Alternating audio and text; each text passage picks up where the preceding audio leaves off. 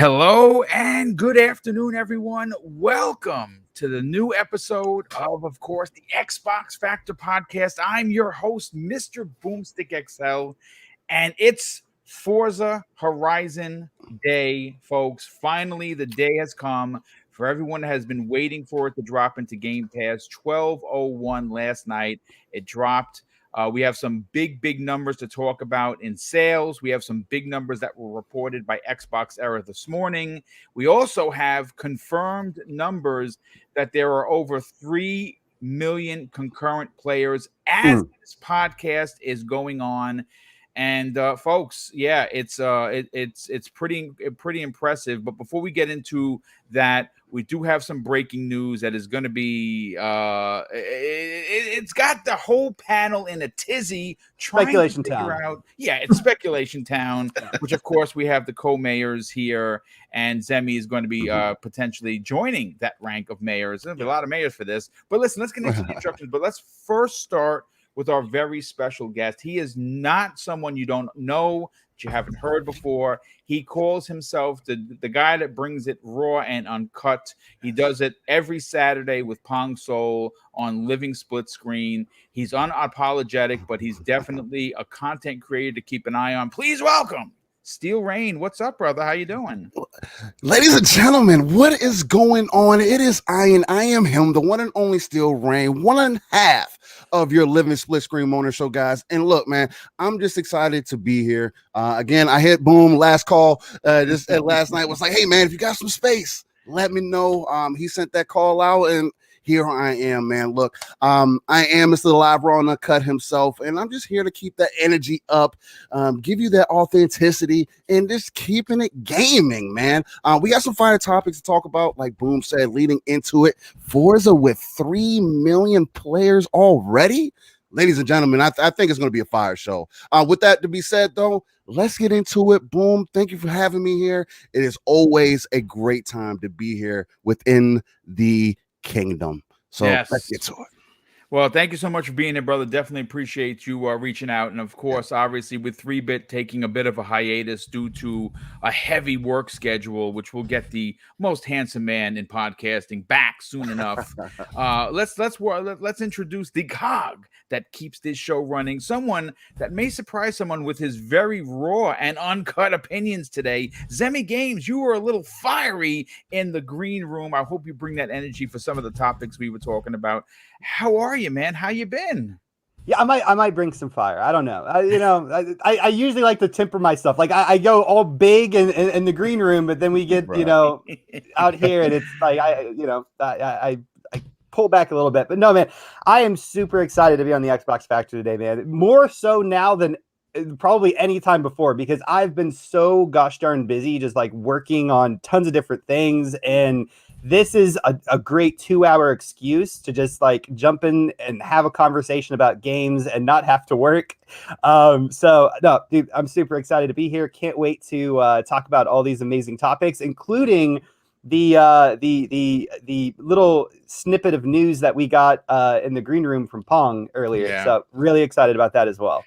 It's again, we're going to get to it momentarily. I got to tell you, it raises a lot of questions. Obviously, next Monday at 1 p.m. Eastern Standard Time, there is going to be a 20th anniversary. Double Barrel Gaming is going to be covering that live. I am attempting to put a panel together. Everyone's going to be doing a show. And like I said, I know so far it's me and Kay Asante, and even if it's just the two of us, we're going to be live reacting to what Microsoft is announcing. We've heard the words temper expectations. We heard that they're not going to be announcing any new products, which is understandable, but they didn't say they weren't going to talk about games that we already know are coming.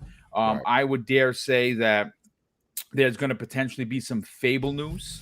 I'm not saying we're going to get a release date or a demo or anything, but I think we could get a new trailer. We could get, some extended gameplay. We could go from OG, Fable to finishing up with some maybe new footage. It's going to be a celebration of Xbox. Double Barrel Gaming is going to have you covered for that show. We're going to do a pre-show. We're going to do a half an hour post-show. And then from there, that later on that night, I have a guest list that is probably an arm's length long. What I'm going to be doing is we're going to be celebrating Xbox on Primetime Gaming. Ben Kenobi of Twitter, who has been blowing up on the scene with this incredible artwork, has done an original thumbnail from scratch for that show. I reached out to Ben and I asked him if he could, and he just dropped the final cut in this morning. It's breathtaking. The work that he does. So it's going to be an original art piece to lead off that thumbnail. And the guest list that I'm going to have, and I don't want to make the announcements. I'm just waiting for some confirmations. Like I said, it's going to be big. We're going to be cycling people in and out. They're going to come in, and the conversation that we're going to have on that show is your favorite and best Xbox experience and what your expectations are for the future. And each one of the guests, which I believe we have 10 guests, are going to be cycling through that have been on this show before. Then we're going to get them in, we're going to get them out, and we're going to keep everybody hopefully incredibly entertained. But let's continue with not only the Forza footage, which you're going to see me driving like an absolute lunatic, because when I'm searching for roads, I'm running everybody off the roads. Chickens, trees, everything is getting cut down. Pong Soul, you came into today's show in the green room, and you said, "Hey, just check this out. How are you, man?" I'm doing fantastic. Xbox Factor podcast coming to everybody live from Mexico. This is an amazing day. I'm happy that everybody's flying in finally, getting to join us. Happy Forza Horizon 5 official launch day. Absolutely fantastic game. We're going to get into it a little bit. But man, I've been having so much fun. It's unbelievable. Gaming is just absolutely the best, and we are in the best time ever to be gamers. So we're also going to head over to Speculation Town. We've opened up a temporary spot within Mexico, so we're going to head over there. All the co-mayors are here and represented. Yes. Look, my brother from another steel rain is here. It doesn't get any better. Mav is still alive and survived his virus. Thank goodness. I know Fancy's happy because he's starting to stop complaining now. So, that's always good. But you know what? We got a great show. Let's get down to it. Chat. Awesome to see you all. Can't wait to talk a bunch of news with all of you. Yeah, I mean, I honestly am so happy that we're here. We have a great show for you. Again, breaking news. I had written a whole show. I was up to one last night writing. I dropped it into everyone's DM, and here we go. Pong Soul shows up and just says, "Hey, check this little nugget," and it winds up being like, "Holy shit, what's going on?"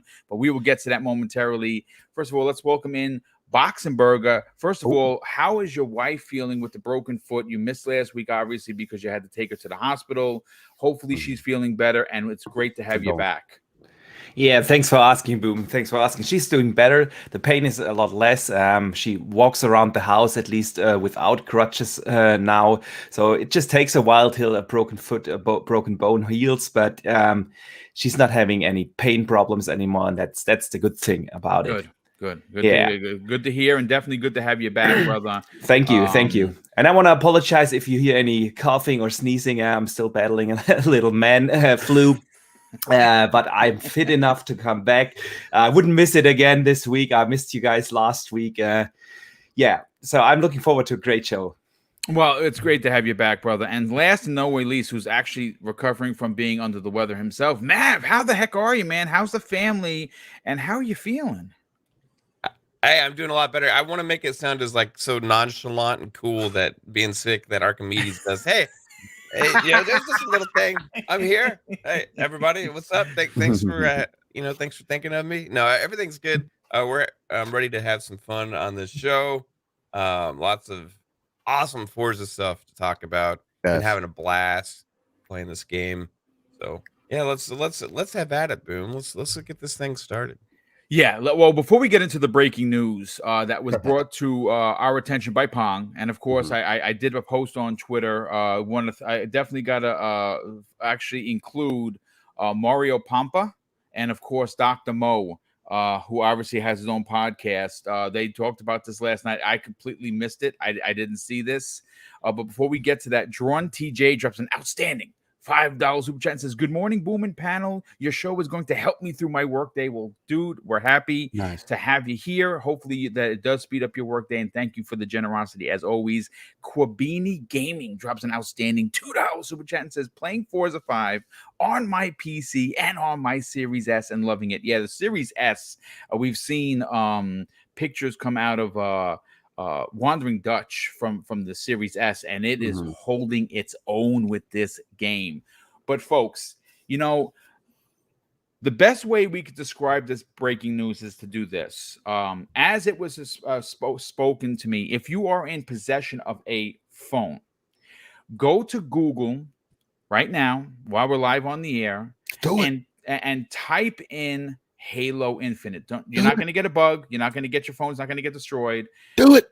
And tell me what you see, because what I saw made me stutter, because I think we all know that the official release date of both multiplayer and single player is, of course, December 8th, right? That has been confirmed numerous times by Microsoft and 343. So we know that it's the 8th. We're getting the full package. One is going to be free to play. One is going to come in Xbox Game Pass or in a bundle or whatever else, however else you're going to buy it, Steelbook from wherever. Okay. But if you look at what Google is saying, there's a countdown there. And the countdown says 5 days to Halo Infinite. Now, we have been debating for about 20 minutes before the show went live of what this exactly could mean. Is this an F up from Microsoft? Was this a big surprise that was blown? Did they throw a fugazi onto the community and tell us December 8th when it was really the 15th? To coincide with, of course, the 20th anniversary. My God. I mean, there's a lot. I mean, think about this for a second. Talk about a trolling effect. Hey, folks, we're sorry we had a delay, but the December 8th it's coming out. We're not going to hit the 15th, and somehow or another that was done to kind of psycho Mike us, if you will. And it actually is coming out, because I've been very, very vocal about, man, how amazing would this year, wouldn't the cherry on top of this banana boat Sunday that can feed 10 and I'm pushing everyone away and I'm eating it myself, right? So just imagine on the 15th, the Xbox celebration, everyone's excited. The little guy that could, right, is finally we're celebrating the 20 years, and as a surprise, guess what, folks? In Xbox Game Pass, available now, Halo Infinite multiplayer, Halo Infinite single player, and we just decided to troll the whole entire world by telling you December 8th. Zemi, is this possible? Boom, I guess anything's possible, right? Is it likely? I don't know. I mean, reeling it back slightly, just a little bit, okay? Just I'm going to reel it back just a little tiny bit. This could be just a mistake on Google's part, right? It could absolutely be, right? But it is also really, really strange because, November 15th is, a huge day for Xbox and so on and so forth. The thing that really, really throws me off guard is that, it says release date, right? Which would kind of like, if you just automatically look at it and think of it, you're like, okay, well, the whole game's going to come out on that date, right? Part of me, I think that, that could potentially happen, but I think it's probably more likely that we get a part of the game possibly on November 15th if this wasn't a mess up by Google or whatever. Maybe they dropped the multiplayer early, or maybe they dropped the single player early, or of course everyone was throwing out ideas in the green room. But one thing that I think a lot of us have thought about is on the during the anniversary show, them announcing that a beta is coming out for Halo Infinite, which I think is incredible, and I think that they need to do, because I think, if I'm not mistaken, almost every Halo game has had a beta before. This one hasn't. We've only had flight testings, and they've been very, very specific on calling them flight tests, right? So we've yet to get the beta. So I think that it could possibly be that. But if it's a beta, that doesn't necessarily line up with the whole release date thing. But then again, that could just kind of be, a miscommunication with the people who post this type of stuff on Google and, what Microsoft is actually telling them. But I don't know. It's a very, very, very fishy situation. Like you can't help but to speculate on it, right? Because Halo is a game that a lot of us are very, very excited for, myself included. Even though I've pulled back from the hype level a lot, I am very excited for Halo multiplayer, and I'm really looking forward to jumping into the single player and trying it out. Well, here's the thing. See, what people don't understand about why Zemi is so excited about multiplayer isn't because he's #1 Halo fan, isn't because he doesn't have any other multiplayers, is because he is a savage dog. A savage dog. He shit talks and cuts down fools like it's like buttering toast. Like you and me were doing this. This is them, Zemi. He's just laughing as he's cutting people to pieces. This is why he's on my team. Listen, he mild mannered here, vicious on the battlefield. The exactly kind of Zemi that I want on my team. I'm a bit ruthless for sure. Yeah, I mean, it really is a shocker though that just go to Google on your mobile device, and you'll hopefully see it. It probably depends on your region because Archimedes, he couldn't see it and he lives in Europe, of course. But here in America, all of us were able to see it on our mobile devices, I think. But it's just so weird how they're announcing that the game releases at that 5 date days. in Down 5 to days the minute. on such an important Xbox day, mind you. I don't know. I'm actually really, really excited. I'm more excited now for this anniversary show than I was before, if that's possible. Yeah, I absolutely agree. And you see the footage, folks. I'm relentless for these 5,000 point signs. When I figure it out, and I finally figured it out, this one took a while. I kept crashing. As you see, I was rolling around trees. I finally figured it out. But yes, this is some of them are so uniquely placed that that's what is so special about this game. Not to get off of Halo, but it's man, it's just there's so many genres in this one game that it's a masterpiece. But anyway, let's bring in our guest, Steel Rain. You had some interesting things to say regarding this. Now, I got to bring up our brother. Now, this guy is all over the place. He's been a big supporter of the channel, Philly Eagle. Everyone knows who Philly Eagle is.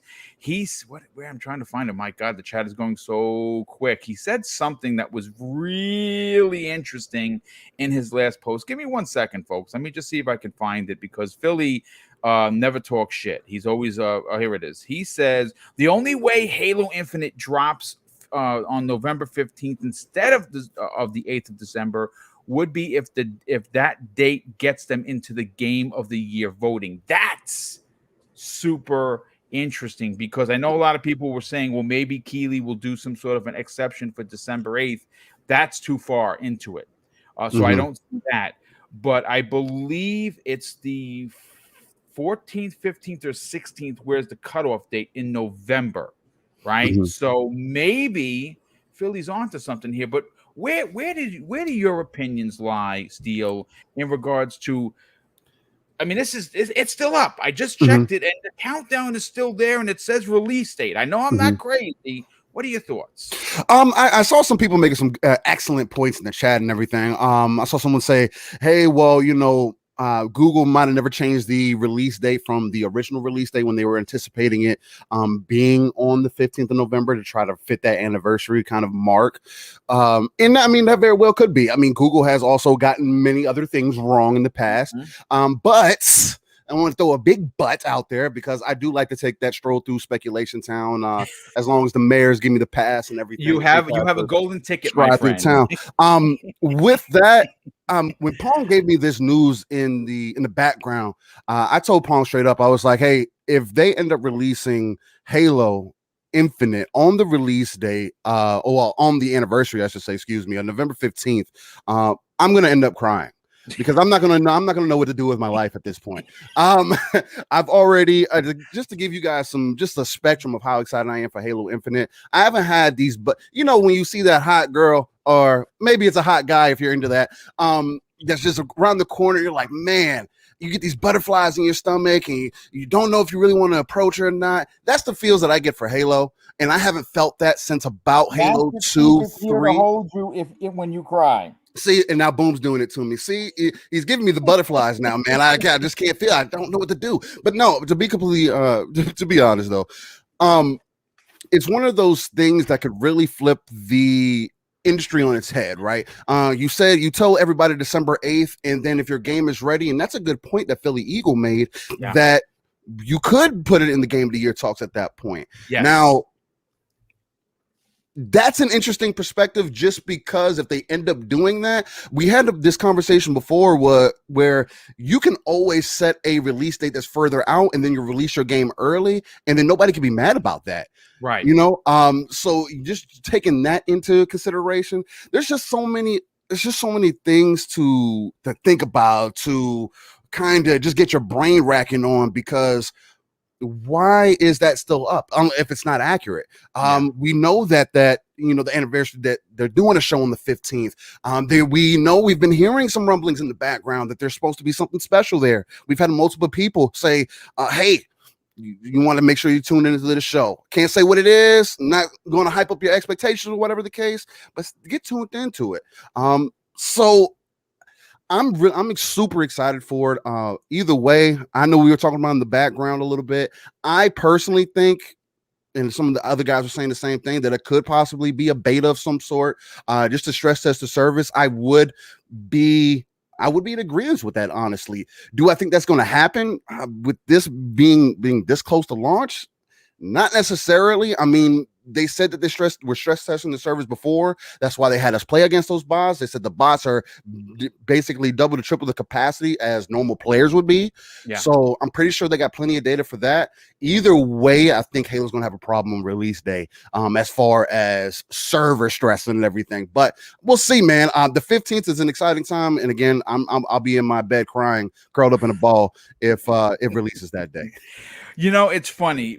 Again, only time is going to tell. I want to catch up on super chats, but I have one from Kirby Louise who said something very interesting. First of all, Chris R drops an outstanding $5 super chat and says, if Halo was releasing early, wouldn't we see physical copies starting to make their way to retailers already?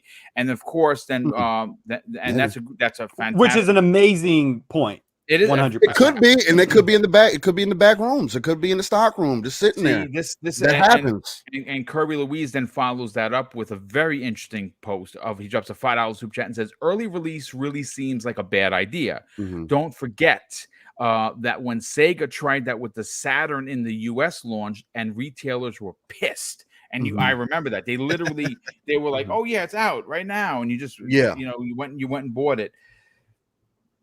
Unless there is some very heavy embargoes, to the point where you're signing your company away if you break this. Mm-hmm. I mean, leaks happen all the time. I mean, look at Marvel. No matter what, Kevin. Here's a perfect example. Look what they had to do to keep Luke Skywalker a secret. Yep. Right. They literally filmed a bounty hunter from the books, and they pulled him out, and over the weekend they redid everything. So that's crazy. Like that's right. That's crazy that they did that. So is it possible what they're saying is on par? Is it highly unlikely that it's going to happen? Could potentially be a mistake? Sure. But I'm always the guy that has a glass that's half full rather than half empty. Pong, we got to get to you. Obviously, you are co-mayor of Speculation Town.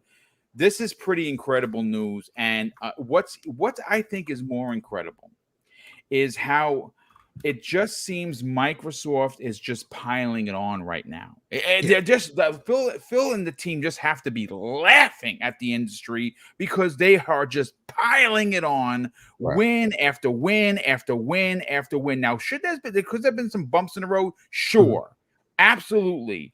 But Forza, I got a chance to review it. It's beloved. It's the highest reviewed game of the year.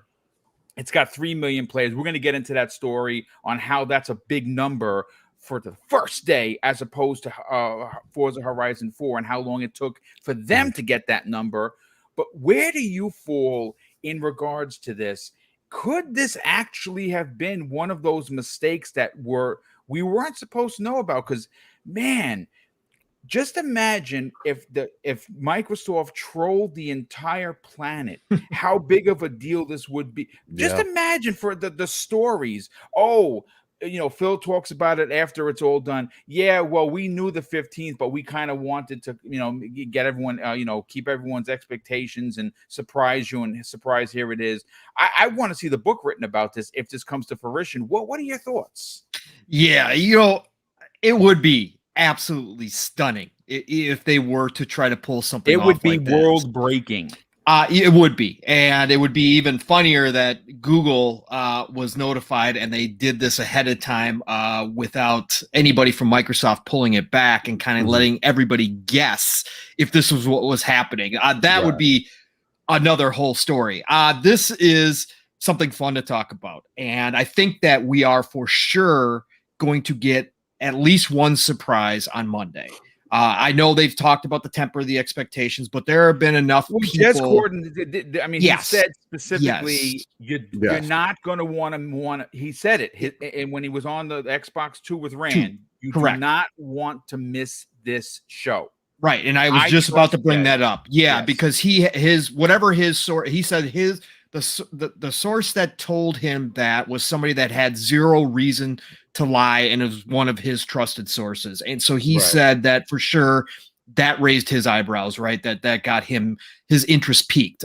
So, I think that there's definitely going to be at least one thing that happens on, there has to be, it's the anniversary. They're going to celebrate this, and they're going to, again, when there are, all the other award shows and all those kind of shows, all the attendees get gift baskets all the time. Right.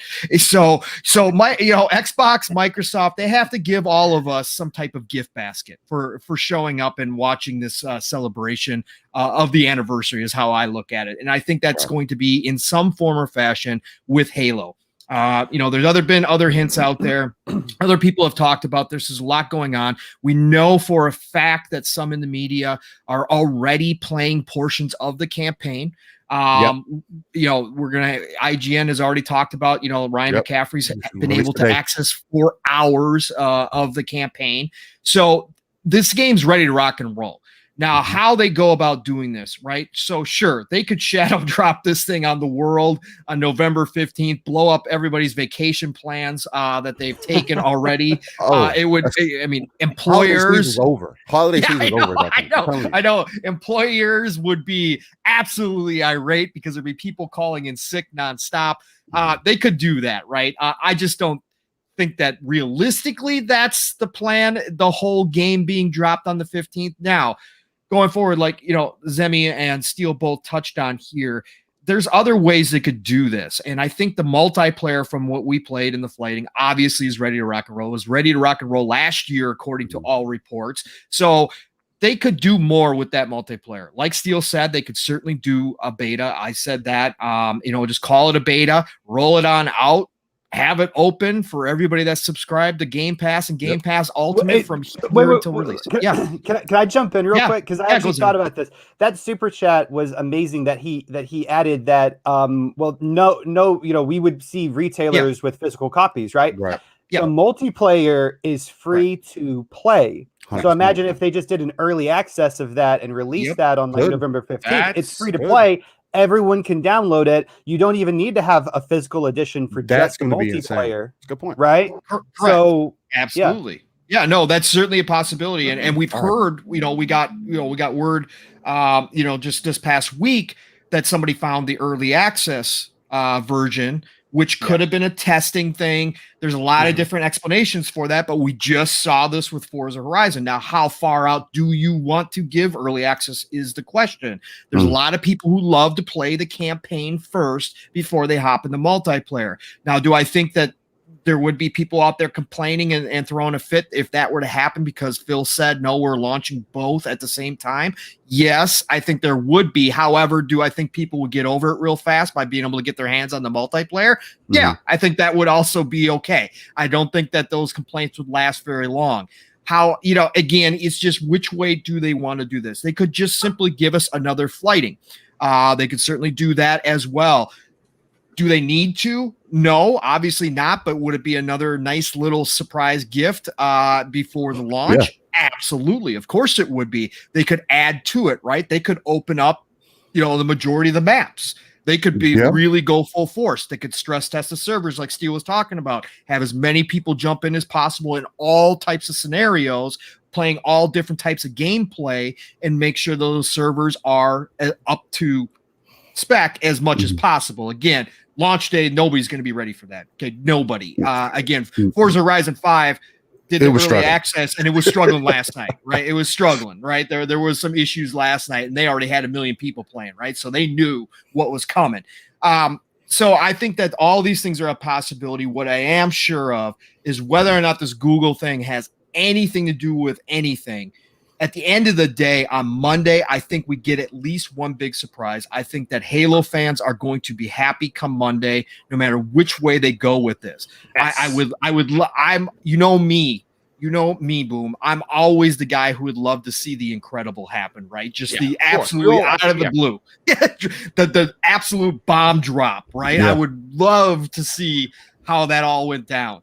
But at the end of the day, from a business standpoint, from everything that we've heard so far, do I think that is going to happen, that the full game is coming out on Monday? No, I don't. But I do think that we're going to walk away with smiles on our faces. And I think there are going to be some people calling in sick next week to work, no matter what they do, because there is going to be something coming through where we get to play, whether it's a campaign demo or whether it's another flighting of multiplayer, something we are going to get. And Monday is going to be a day to be remembered for a lot of fans. Right. Yeah, I absolutely agree, and again, we're starting to hear that there are some people that are that might be privy to some information. Nothing has leaked officially. That we keep hearing. You're not going to want to miss it. You're not going to want to miss it. Right. That tells me that because I know there was some talk. It's probably just going to be Xbox. Showing some old stuff and maybe making some backward compatible announcements. Come on, listen.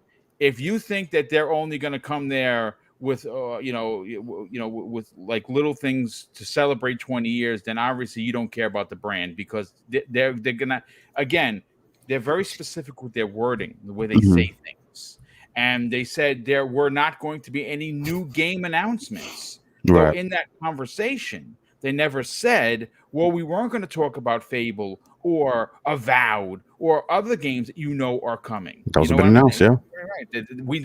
That they've already talked about. So we'll see. Let's get over to Boxenberg. Where do you fall on this? I mean, obviously, you didn't get a chance to see what we were talking about. I don't know if it is a continent thing, but do you think that they could honestly have trolled the entire world and we're getting some sort of a Halo release on the 15th to coincide with the 20th anniversary? Yeah, I highly, highly doubt that. And here's why. I think Kirby already said it in terms of the retailers, but I think the bigger problem is the global marketing campaign. How many companies are involved? I think in the US you have like these Mountain Dews and Pringles boxes. Yeah, Doritos. You also have stuff here in Germany. Other countries have stuff. The entire thing is way too big to just stealth drop that game. There's a global marketing campaign that has been planned for months and months. There is a lot of stuff in place. The retailer thing is only one part of it. And that's why I doubt, to be honest, that they stealth drop just the entire game. I mean, they said they will do another flight. That is confirmed before launch. There will be another flight.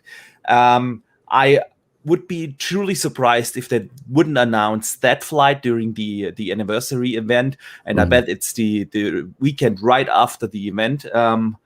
On 20th or whatever that will be. And that's what I think is going to happen.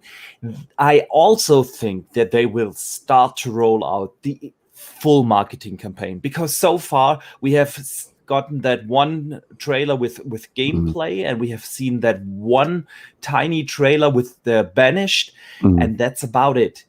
And I bet that we did have those 2 videos though.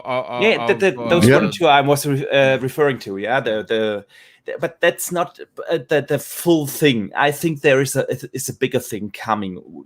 It's I mean, Halo is their biggest IP. Halo is also celebrating its 20th anniversary on Monday. Yeah, they will definitely have something Halo related there, and I think this is the kickoff for the proper full marketing campaign. And so I bet we will see another gameplay trailer. I think they will announce something special, something happening inside the Master Chief Collection, like, I don't know, some special anniversary map or something like that. There will probably be a big announcement, like, I don't know, the 10 favorite maps of the first 5 Halos are coming into Halo Infinite with a complete overhaul, graphics-wise and everything, something like that. There will be something like that. And then we have the 3 weeks from the anniversary till the launch, and that's when they will start to unroll the entire campaign, marketing campaign. We've talked about it before, that in these day and ages, the hype train can only be up for so long, and that's why companies start to market their products relatively close to launch, because we all know that after a week or 2 on social media, the hype for whatever announcement we have is gone, and that's why they will ramp up that. I think the anniversary is going to be the kickoff. This Google thing is a mistake on Google's side, but there will be interesting stuff coming for Halo on Monday. And besides Halo, I also think there will be other things we want to see there, because like you guys said, they will definitely celebrate the past 20 years. They said so. Yeah, that's the main focus of the entire thing. But the interesting thing for me is that whenever they talked about the event and they wanted to temper the expectations, and they have done that multiple times now. Aaron Greenberg has done it, Larry Herb has done it, the official Xbox account has done it. Their phrasing is always like, don't expect the announcement of new games. That's the same phrasing across all these accounts. That doesn't mean that they don't give us an update on Fable, Avowed, Hellblade, I don't know, whatever. They literally always said use the same phrasing. There will be no new game announcements. Doesn't mean that announced stuff gets an update. And I think it would only make sense for them to highlight that what Xbox has achieved in the last 20 years, and to make it a special thing to get people excited for the next 20 years of Xbox. The future of the brand. Yeah, that makes sense. And that's why I also think that whatever Chess has heard is something every Xbox fan wants to tune in on Monday. I can't wait to see it, but I doubt that Halo will launch that day. Yeah, I mean, again, it's again not the I mean, it's a big topic, because obviously we opened the show with it. We are going to get to the Forza topics. We're actually going to be talking about Fable, as a matter of fact, to segue right out of the Playground Games Forza Horizon 5 potential Game of the Year nominee. But Mav, let's get your opinion on this. You saw what we were talking about. Obviously, you and Pong talk all the time. Were you just as surprised as me? Did you take this off as nothing, no big deal, big nothing burger, or potentially a cat let out of the bag that they can't put back in? It's definitely strange, right? How it ties up to that event. But the strange thing is also, it's like it ties up to midnight. Right? So, like, it's not just related to the event, because the event isn't at midnight. That's the bigger right? picture. Yep. So point. then you gotta like wonder, okay, so like it's just tied to the 15th, Games right? usually release at midnight. Am I Yep. wrong? Mhm. Yeah. So Usually, but it here It varies recently, like every there's year. been a lot of games that haven't. yeah. You know Something- what that probably is? The original when they entered it for the first time in the Google database, the original launch date was November 15th, probably at Right. midnight, That's and what I- probably simply the counter from Google just jumped up Yeah. 1 year later. So it may have been, Maybe. but they never originally announced a release date officially. They never did. Right. That's correct. Yeah. And well, they then said it launches with the console, and we all know that the console launched on 15th. So was that the console release date was the 15th? Okay, so I think so. yeah, you're right. Or, yeah, Maybe I don't know, man. Oh. I don't know. I'll The Google thing it is, now. I got 4 possibilities. Okay. And I think some of these are crazy and like completely speculation worthy, and then some of them are likely. Okay. Series X was introduced November 10th. 10th, November 10th. Yeah, I'm 10th, seeing right. that now. All right, Yeah, so, my bad. Yeah, the 15th. The only thing marking that is the anniversary, which when we talked about before about hey, Halo.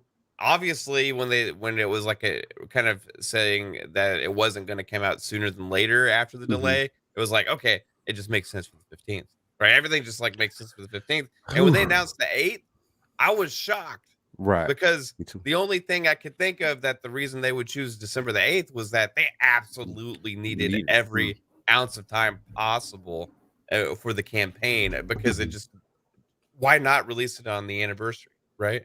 So that was surprising. Now, I think Google must have been surprised too, because they have it set as the 15th. So maybe they're still holding out hope. But I got 4 possibilities for you. Okay. One, let's say they shadow drop a battle royale during the 28th anniversary event, right? Whoa. Not gonna happen. Yeah, Okay, that is going a little bit too far. I think. hold on. Yeah, you released Your Battle Royale Coco early. mayor status is up for question here. All right, so Yeah, careful. I told you, some of these are really speculative, right? All right, let's say one option, Okay. they shadow drop a battle royale mode, free to play before launch on the 15th. Right. Yeah, get all the streamers and everybody hyped. Okay, that's the one option. Okay, second option, which I think is maybe a more likely thing, because we've seen this with a lot of free to play games before. They have like like you guys were talking, they have like a founders pack, right? Right. They like, okay, you buy in early, you play season 0 basically, right? Before season 1 officially starts. Yeah. The game is technically not out yet. You're playing in a pre-build phase, a pre-release phase, but you get early access, and also maybe, as I saw somebody in the chat, maybe you tie that in with a like a gameplay demo for the campaign as well, right? Like a small section, give you a taste, right? Yeah. Who knows? Interesting. Like that would be something like you sell it for $20, right? Which is another common price point for these types of things with free-to-play games. You've had it several times before with these types of games. You just put it out there. I think Rogue, what's the Rogue Legends, or what's that game that we play, the shooter? They had something like that. You got to play Rogue Company. Yeah, Rogue Company. Yeah, you get to play early by buying like the Founders Edition or whatever, right? Things like that. It's a very common practice for free to play. So that wouldn't surprise me at all. Yeah. Having a campaign demo, I don't know about that, but I think it's possible. The third possibility is, I don't think it's likely, but just moving up to the release date. Like our community says, there's like a lot of crazy stuff that would have to go in there. It would really surprise me if they just said, okay, we're just dropping the whole thing on the 15th now. Screw it. It would be an insane surprise. It's possible. I just don't think it's as likely. And the fourth, and also one of the most common and most probable answers, is Google sucks. Yeah, they do. So that could be it. Just Google sucks, and that could be the answer. But one of those 4 is the answer, probably, or around it, right? Yeah. So I'm holding out hope for the shadow drop of the battle royale. Let's go. That would be the most exciting thing, like most crazy thing I think that could happen. Well, I think one thing to remember though too as well is that shadow dropping your game or even a part of your game can be really really really useful, like in a powerful way to market your game. I mean, Yep. Apex Legends. Yeah, Yep. That's all I need to say. Apex Legends. I mean, it That's a works great phenomenally point for because them. And I mean, Demi, you're definitely onto something with it. That's a fantastic and very interesting point because that game literally came out of nowhere. Yep. Here you go in the Titanfall universe. People didn't know what to do with themselves, and it literally took months and months and months before it even saw any kind of slowdown because of that. That's a fantastic point, Zami. Yeah. Oh, that was the whole point. Sorry. Yeah, I mean, no. Listen, look, folks. Again, could it be a mistake? Is it probably a mistake? maybe. Sure. Right. Is Google wrong? Potentially more times than they're right. Yeah, we've seen that happen before. It's an interesting conversation. It's certainly, we keep hearing from different people that there is going to be some big news. We know that there's no new games. We get that. We you know what? I would have liked it, but you know what? To be fair, it's probably not the place. You're celebrating Xbox. I like the way that Boxenberger explained that we're going to be talking about what happened leading up to the 20-year anniversary, where we were when we started, where we are now, and here's a glimpse into the future. And they show a couple of games that are not new announcements that we know are coming out. We know that there's going to be a Motorsport next year. We know there's going to be a Fable. We know there's going to be an Avowed. We know there's going to be a Hellblade 2. So it's not technically new announcements. It's just updates to announcements that we already know. So, I mean, it can't just be, hey, let's take a look at what the graphics look like in 2001 and see what they look like on your screen. We can do that ourselves. We don't need Xbox to do a 60-minute show for that. We don't need them to do that. We can do that on our own. We can go to YouTube and just type in OG Xbox and you'll see what the shitty graphics look like back then. It's not a problem, right? Did Matt have anything else that he wanted to say? Because I kind of cut him off. No, Matt, you're good, man. I agree with you on the Apex thing. I think Apex Legends, it was a huge success. There was like rumblings like a day or two before of like, hey, it kind of got leaked that they were gonna release something Shadow, and it was gonna be from Respawn, and it was gonna be a battle royale, and then they revealed it just took off, it exploded, right? And and what's interesting, Mav, is that it took the world by storm in such a way that 4 months you saw not that it lost its player base, but the big free-to-play games struggled to take any shine off of off of Apex Legends. What's interesting, Boom, if you are to release a Halo battle royale, to me that's the way to do it too, because if you announce that thing too far ahead of time, you're gonna get nothing but like people nitpicking, trying to dig into it, tear it apart before it's released, as opposed to you shadow drop it immediately, people just play it and they get to see for themselves, and instead of all this negative anticipation, right? So that's another thought. I mean, again, it's you want to say something there, Steele? No, I was saying it's a good angle. I mean, I just like the fact that everybody had a different perspective on it. Yeah, and that's what's so super interesting on it. So it's just one of those things to where you can tell it just means a lot. You know what I mean? Yeah, 100%. Yeah. I mean, listen, Halo, it means a lot to a lot of people. And it is Microsoft's flagship IP. You can say whatever you want about things that have come after Halo, that the Forzas, the Gears, you take whatever you want and put your game in its place. But the main dude has been Master Chief. He's coming back this year in a big way. And Microsoft, like I said, they have just been putting down W after W. And if something big like this did in fact happen, where something game related was just stealth dropped onto the community, onto the gaming space, they would dominate the rest of the year, and they would start 2021 in the strongest way possible. It just would be, it would be the exclamation point at the end of the conversation of, Xbox in 2021, exclamation point. Nothing else needed to be said, right? That's how big of a deal this would be. Is it going to happen? Well, only time is going to tell. But I do want to move on to what you guys and gals have been watching, and that is, of course, the big game, the big release of today, and that is Forza Horizon 5 by Playground Games. This, folks, is a modern day masterpiece. It has been considered by many, including myself, as the best racer ever released.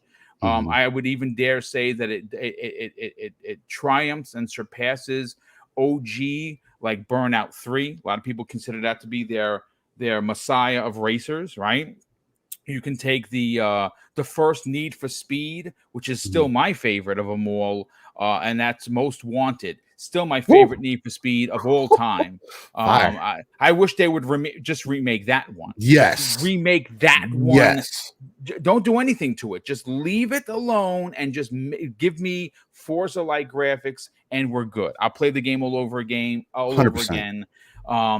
But folks, we have some really important numbers.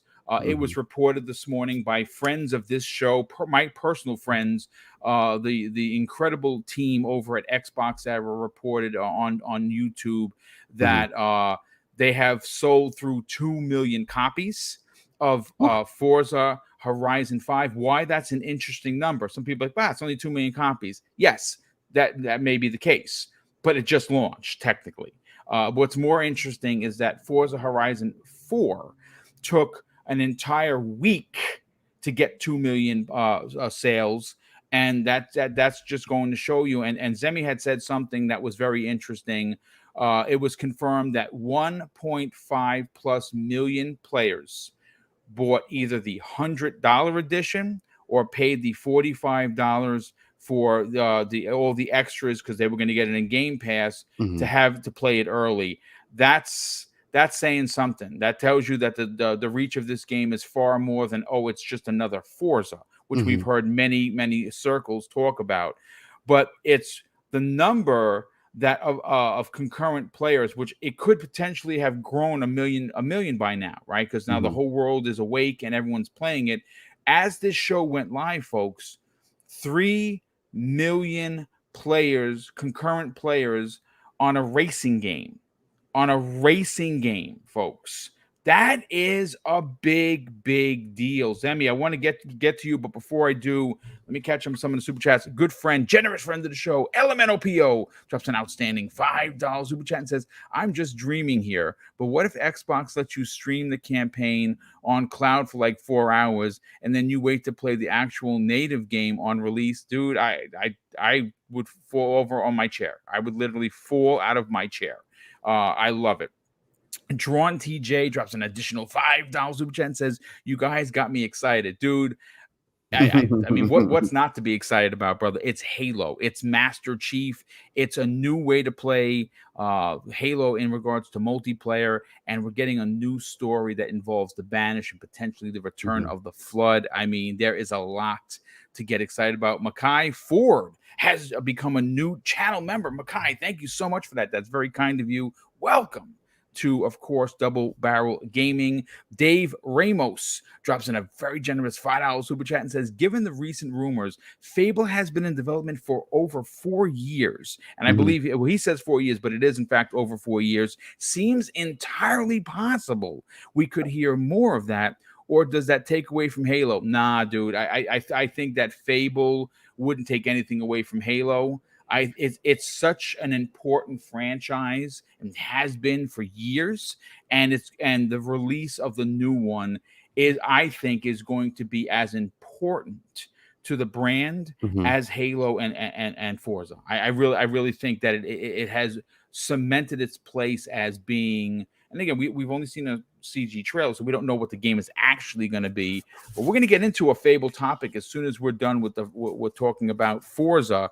And then another one, the Welsh gamer. My brother has returned. My God, where have you been and what is going on at the initiative? We got to hear that out of you, brother. Please DM me. I'm so glad to hear from you. We got to get you, even if you can't be on the show every week, we got to get you to guest, and we got to hear what the hell is going on at the initiative, because it hasn't been the same without you. He drops a $2 super chat and says, I miss doing the show. Been listening. Thanks to the listen to the Xbox Factor a lot. Well, dude, it's your chair is here. You got the keys to the house. We hadn't changed the locks, so just come in, put your feet up, grab a beer. The flat is all yours to come in and take over. Just hit me up in the DM. Super stoked to hear from you. Semi Games, how big of a deal are these numbers that are starting to pour in for Forza, which is, for some people, just another Forza? And it turns out that, in fact, is not the case. What are your thoughts? Yeah, I mean, so I think that, the 3 million number is incredible. It's impressive. It's not shocking, right? Game Pass, huge amount of subscribers, and it's in there, right? So as soon as it drops, it makes a lot of sense that a ton of people are going to download it and start playing the next big major first party release from Xbox, right? Because it's in Game Pass. So the 3 million number doesn't really shock me. What really kind of shocked me was the 1.5 million sales, right? I mean, that's 1.5 million people that either paid $45 to upgrade their Game Pass edition to like the deluxe upgraded, or they paid $100 just flat out to buy it, to be able to play it, early, right? That is what really shocks me, what I think is super, super impressive. And I think typically, for a lot of people that probably look at what Microsoft is doing, Game Pass, in some ways, I think a lot of people would think that it would diminish the sales. But I think what Xbox has done here, and I think it's really ingenious, is how they've done it in an early access form to allow people to play, the game a few days early, but they have to pay for the upgraded version of the game. I think that is incredible. But I think another thing that has really, really set this game on fire, of course, it's fantastic. People remember the fourth one. It was a fantastic game. So a lot of people are excited. But I think the influencer relations and the marketing with influencers that they've done has been more, just from my personal perception of it, has been more than what they've previously done with other titles. Just talking to a lot of other influencers, a lot of people got codes for this game that don't typically get codes from Xbox, right?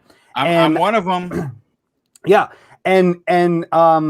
And I think that had a huge play on, just marketing this game, building mind share, getting people constantly thinking about it, having tons of YouTube content and, Twitter posts and streamers, so on and so forth, just building up, this game to the point where it is. I think that also contributed to that 1.5 million. But any way that you cut it, it is incredible that it was able to sell, those numbers, before it is even, technically officially fully released, especially on Game Pass. That's incredible, right? And whatever they did to make this happen, if it was, the increase in influencer marketing, which I think contributed to it, or if it was the early access, allowing people to purchase the game for $100 or $45 to get the deluxe to be able to play it earlier, whatever it is that they did, they need to keep doing that for other titles, 100%, so they can keep having, the media come out with these articles saying, well, this game just sold 100 or, 1.5 million units before it even officially released, because that is big news and that catches people's eyes, right? So huge kudos, obviously, to Playground Games. I haven't played Forza yet, unfortunately, because I'm cheap and I will never buy a deluxe edition. But regardless of that, it's out now on Game Pass, so I will be playing it here shortly. But once again, whatever Xbox did, Microsoft did to hit this 1.5 million sales, they need to keep doing it, whatever their strategy was. Yeah, I agree. Again, it's impressive. And I think that has, obviously there's a lot of podcasting that went on from Friday on when this number broke. and a lot of people were talking about it, and for good reasons. Emmy, you're onto something. This is very impressive.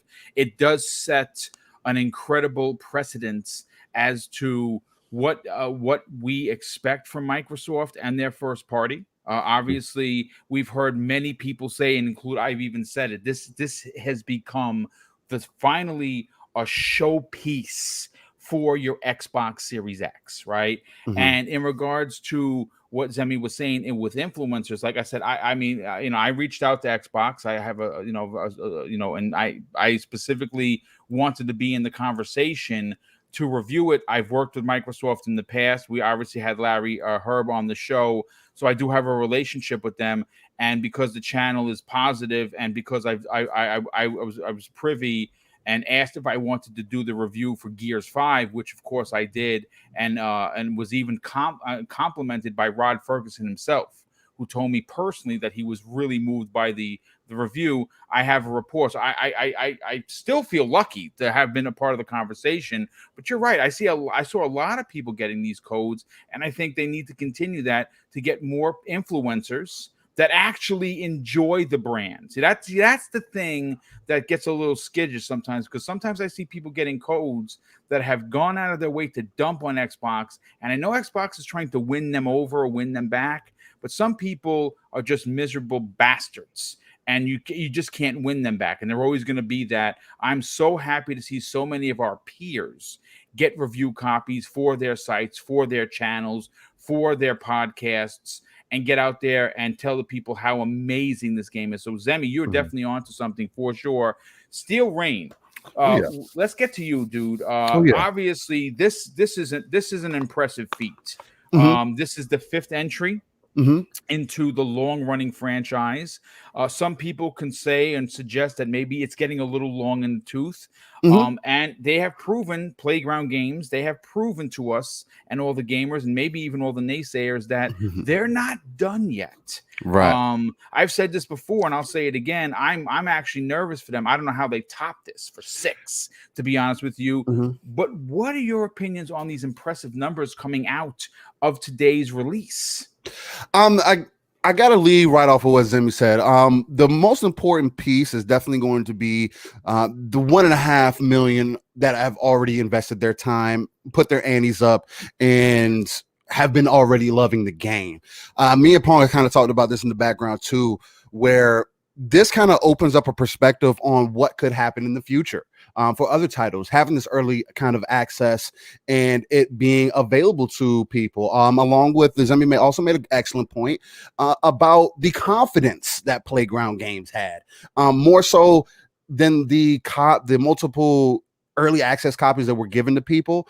More so, that just speaks to the confidence that they had in this game. Coming off of Forza Horizon 4, another one that did very well for them, probably another one that topped the sales charts for them as far as opening it up to a wider audience and everything. And then coming into 5, we were already along the lines of, how can they make this game any better? It's a cross-gen game. And then we started seeing videos and everything, and they physically displayed why it was better, what made it better, and the Picasso painting that they have put together overall kind of just leads credence to the faith that I have in Playground Games, since they've kind of separated themselves from Turn 10, because I feel like that's kind of the place that they're in. Because you have to remind yourself a little bit that Playground is still part of Turn 10. I mean, they go hand in hand with each other. So Playground was just broken off to make the Horizon series, to give you that arcade racer feel. So it only gets me excited from Forza Motorsports for the next Motorsports series, and then also what could possibly happen with Fable. But we'll stick on the Forza right now.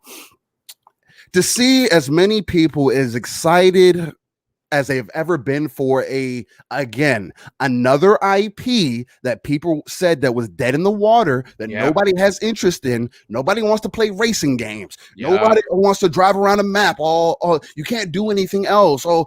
You're just racing all the time. Who cares? And then for people that downplay it and make it seem like it's downgraded or it's not good enough, or even that Game of the Year talk. It's not really a game. It's a racing game. You still said it's a game. So what are we talking about? It's not like even with motorsport, like I can understand you saying that motorsport because it's simulation. It's only going to appeal to so many people. But even that, it is still a game. I've never understood why people feel like they have to separate games from each other when we have an event that's called a game award.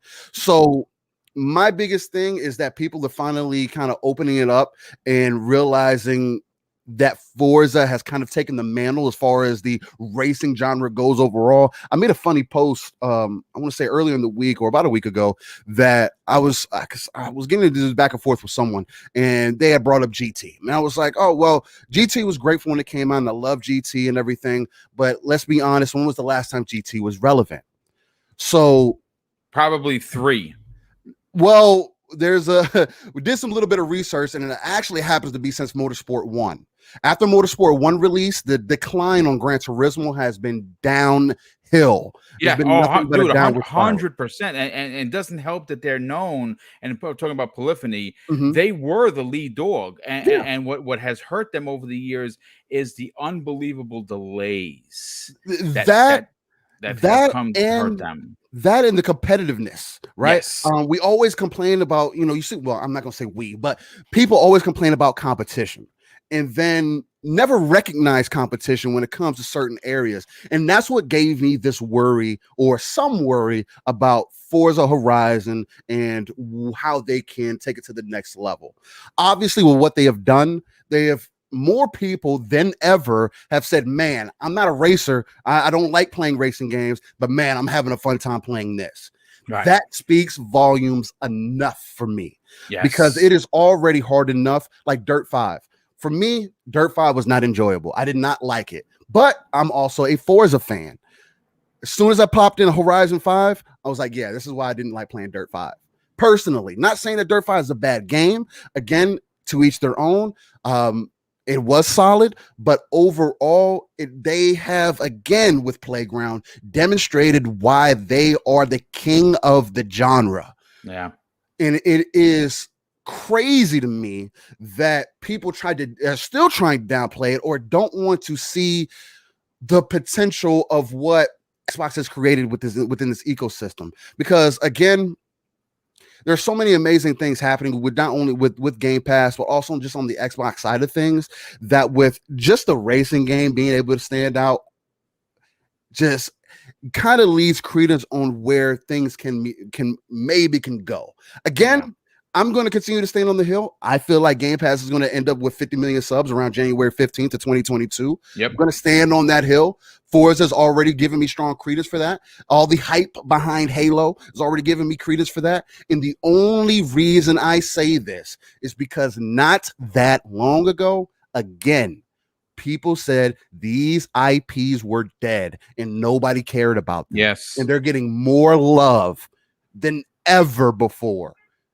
And I feel like that can't be understated enough. Yeah, I absolutely agree, 100%. And the Game Pass numbers are only going to increase once you keep getting quote unquote bangers like this. When you start getting first party games that are in the high 90 meta, when you start getting sales of players of 3 million on the first day, when you start getting sales of 1.5 million for early access, when you have games like Halo Infinite, and it's going to hit. Listen, folks, I'm telling you right now, you heard it here first. You're going to be unbelievably blown away when that campaign starts. I was blown away by the flight, which wasn't even a technical beta. And I thought it was perfect. I think that if you look at what was there, that the single player always represents better than the multiplayer. I think we're going to be in for a real treat. Pong, let's get you in on the conversation, brother. How impressive are these early numbers, and can they increase? Could we see 5 million players by week's end? Yeah. Okay. So first things first, shout out to Playground, everybody that worked on this game, all the teams. They need a raise. You got, yeah. Again, Playground. People are calling Playground the Insomniac games of Xbox. I would dare say that they might be right there. If they pull off Fable, I've said that. I already consider them one of the best devs in the world, right? Yes. Okay, flat out, without anything else. They are they're at the peak of their development skills when it comes to Forza Horizon. Okay. I think that they can grow. I'm glad that they're taking on the challenge to break out of just being typecasted into the racing genre, and they're going to try Fable, because I think this team has earned that through and through. This team is striving. There has been an interview, it was either a year or 2 years ago, I forget who was with at the time, but from Playground, stating that their internal goal is to be the best developer in the world. Now, you can say that, I'm sure a lot of devs say that, but it's another thing when your entire team is out to achieve that goal. And obviously these people over at Playground are not joking around. They are trying to be the best developer in the world. That's why may I add something here? Yeah, go ahead. I remember that interview.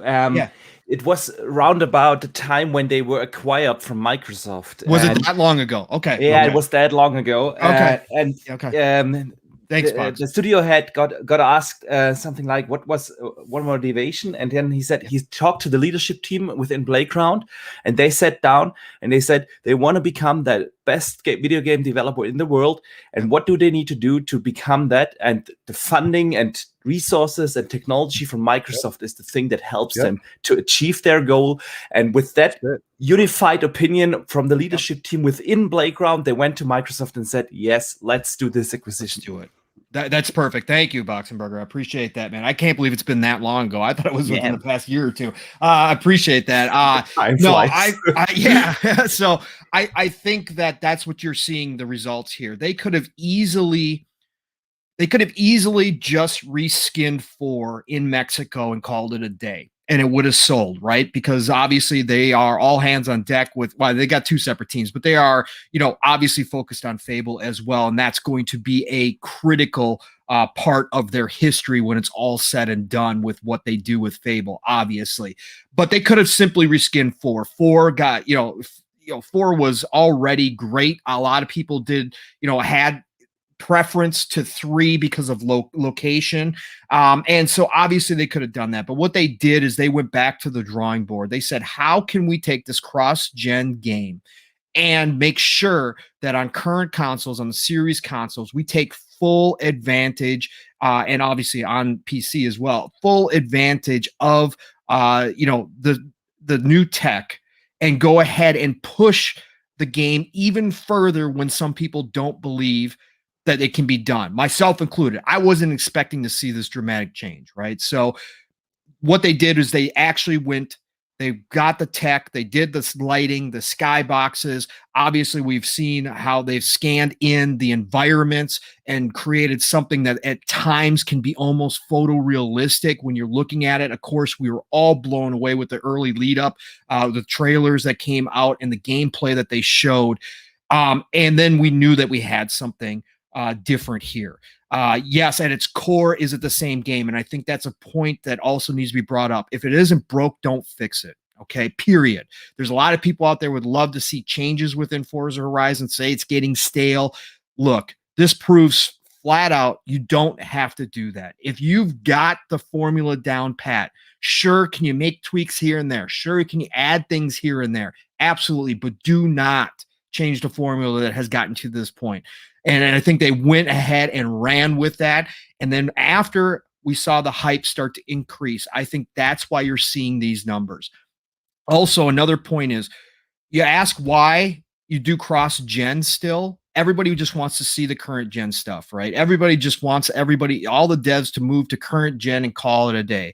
Look, with the situation in the world right now, with the shortages that are happening out there, even though the actual supply that's been put out there is on record pace, we know that there's more people that want these consoles, but this is why early in the gen, you still do these types of games cross-gen.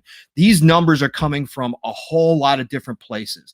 The fact that people on 1Xs, on 1Ss, on the old one VCR can still enjoy this game, and Digital Foundry did a great breakdown, can still enjoy this game in a fantastic version of it, the best possible version of it that they could make on those limited systems, leads to these types of numbers. Because after those trailers came out, after everybody in the world got to see what was going on over at Playground and how they actually had taken this game to another level, guess what? That translated to people even on the old generation being excited to be able to pop into this game. So when they announced early access, guess what? Those people also hopped into that deal as well. So then you start getting these numbers.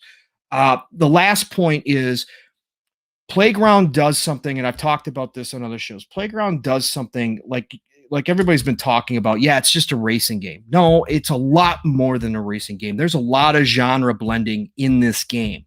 Okay, and that is great. But what you do is you make it accessible to more people. People always question about, well, should games, have accessibility? How far should you go? Look, it's up to the devs at the end of the day. I'm 100% behind that. But when a dev decides to make their game kind of cross over and be able to be enjoyed by more people, not just, let's say, car people, not just, let's say, hardcore racing fans, this is what you get. Yes. Because there are people jumping into this game. I've seen it in official reviews. Again, that's a discussion for another day. I saw some of the lower scores, I should say. None of them were really low, but lower scores. A lot of them were written by people who said up front they weren't necessarily racing fans, that they weren't about that. But guess what? During their review, even though they gave the scores that might have been lower than others, they still said they found things that they found themselves enjoying in Forza Horizon, because it does not make you play a certain way. It lets you go explore the world how you want to explore it. If you're into drag racing, you find yourself, oh, I think this is fun. Cool, you can go do that. If all you want to do is go around and search down all the hidden barn finds and all the hidden boards and all that kind of stuff, great, we got that for you. If you want to take stunts, if you like stunts, if you want to take big jumps off into giant canyons and see how far you can go, guess what? You can go do that, and we're not going to force you to go do any of the other stuff. You get to choose what you want to do. When you want to do it there. When you want to do it, right? If you just want to cruise around with friends, you can cruise around with friends. If you want to create a car show off your cars, you can go ahead and do that. They've given everybody the full buffet. And that's the difference here, is because, like I said, like Steele brought up too, with Forza Motorsport, with GT, you got to kind of be a car person, because it is sim is totally different. It is hardcore. It is a little bit more down and dirty with the actual technical side of things versus this. Now in Forza Horizon, if you happen to be one of those people like myself, like Steele, like others in here, then you can do that as well. It's got something for everybody. That's why you see these numbers. Absolutely, this is going to blow away all the numbers from 4. This will, at the end of the time, at the end of the day, this is going to be the biggest Forza Horizon ever. The release date on PC as well is a huge factor in this. We saw the numbers on Steam. 2 different versions were leading in the top 10 on Steam. One of the versions was number 1. That early access only increased the hype. And now that it is actually here and it's release day, guess what? Everybody is jumping to get into this game. Everybody wants to see what everybody's talking about. And again, it's not just coming from the hardcore racing fans. It's not just coming from your Forza fans. It's coming from people brand new to the series who may never have touched one before or only watched videos. They are now jumping into this and saying, my God, I'm having so much fun. My God, I'm addicted. I've seen it on Twitter nonstop. I can't believe I'm enjoying this game as much as I am. I was holding off, but guess what? Everybody talking about made me jump in, and I'm so glad I did. I'm seeing those types of tweets out there. That's why this becomes the number 1 Forza Horizon game overall. Puts Playground, again, they already were, for those of us that know, but now everybody else, when they think racing games, they're automatically going to associate that with Playground for the most part, because of Forza Horizon, because of how many people this is, at the end of the day, going to wind up touching when it's all said and done. Great job. Shout out to Playground. Shout out to Xbox for showing this game the way that they did as well. This is the way forward. going forward for all their first party titles, especially now that they're giving all of these devs the time needed to get games polished like this. This is the way to do it. And that early access thing, for those of you that don't love it, I'm sorry. It's going to be the business going forward because it worked, and it's going to work again and again and again. It's just a bonus. Everybody just talks about like we just all paid for early access. No, we paid for the DLC, and I didn't. We don't know nothing about. I was gifted by Crazy Louie. Thank you, Crazy Louie, again for the 1,000th time. I appreciate you, brother. I was just going to hold off and wait like everybody else. But again, you're not just getting that early access. You're getting all the DLC. The day that they start packs as well. Yes. The day that it's just an added extra bonus. The day that they drop early access and say, hey, we want, $15, $20 for you to play it early. Well, then we can have that conversation about whether or not that's appropriate. But right now it's just a bonus for those people that make that commitment. That's all there is to it. Love it. Love it. Love it. It's fantastic. Yeah. And real quick, just give people the heads up. Go to the Forza hub in the app section. If you don't have it downloaded, download it. Yes. You are going to be gifted ridiculous amounts of money and cars for every Forza you played before it. I went to the hub this morning before the show went live, and I was gifted $1.5 million in credits. So, and all you gotta do is just, they'll know, they'll know how many Forzas you've played because your account is your account. You'll definitely go check that out. But Boxenberger, let's get to you, brother. How surprised or not are you by the incredible numbers we're seeing? And do you believe this potentially could hit 5 million players, concurrent players, by the end of the week, simply because, as we know, there are millions upon millions of players in Game Pass, and people who have never played this game don't have to take the risk of spending money that they will feel like they wasted. All they have to do is download the game. What are your thoughts? I start with the last question, and I absolutely have no doubt that they will hit 5 million within a week, and I would place a bet that within a month or so, maybe 2, they will also hit the 10 million. Let me tell you why. It's the Game Pass effect. It is exactly what I have phrased the Game Pass effect for years now. Game Pass has this effect, this viral marketing effect. When people like you, me, everyone here on the panel in the chat starts to talk on social media, other people will pick it up. And since the availability is so easy through Game Pass, the way to play and just check it out, even if you think racing games are not for you, you just want to see, does the game really look that beautiful, like that screenshot someone posted on Twitter, someone posted a little short teaser video on Facebook or whatever. You want to see that. It's accessible. You can play it literally for nothing else than the price of your subscription. That makes it accessible. The viral marketing is strong right now. When I browse through my Twitter timeline, all I see is Forza posts. And well deserved so. I mean, come on.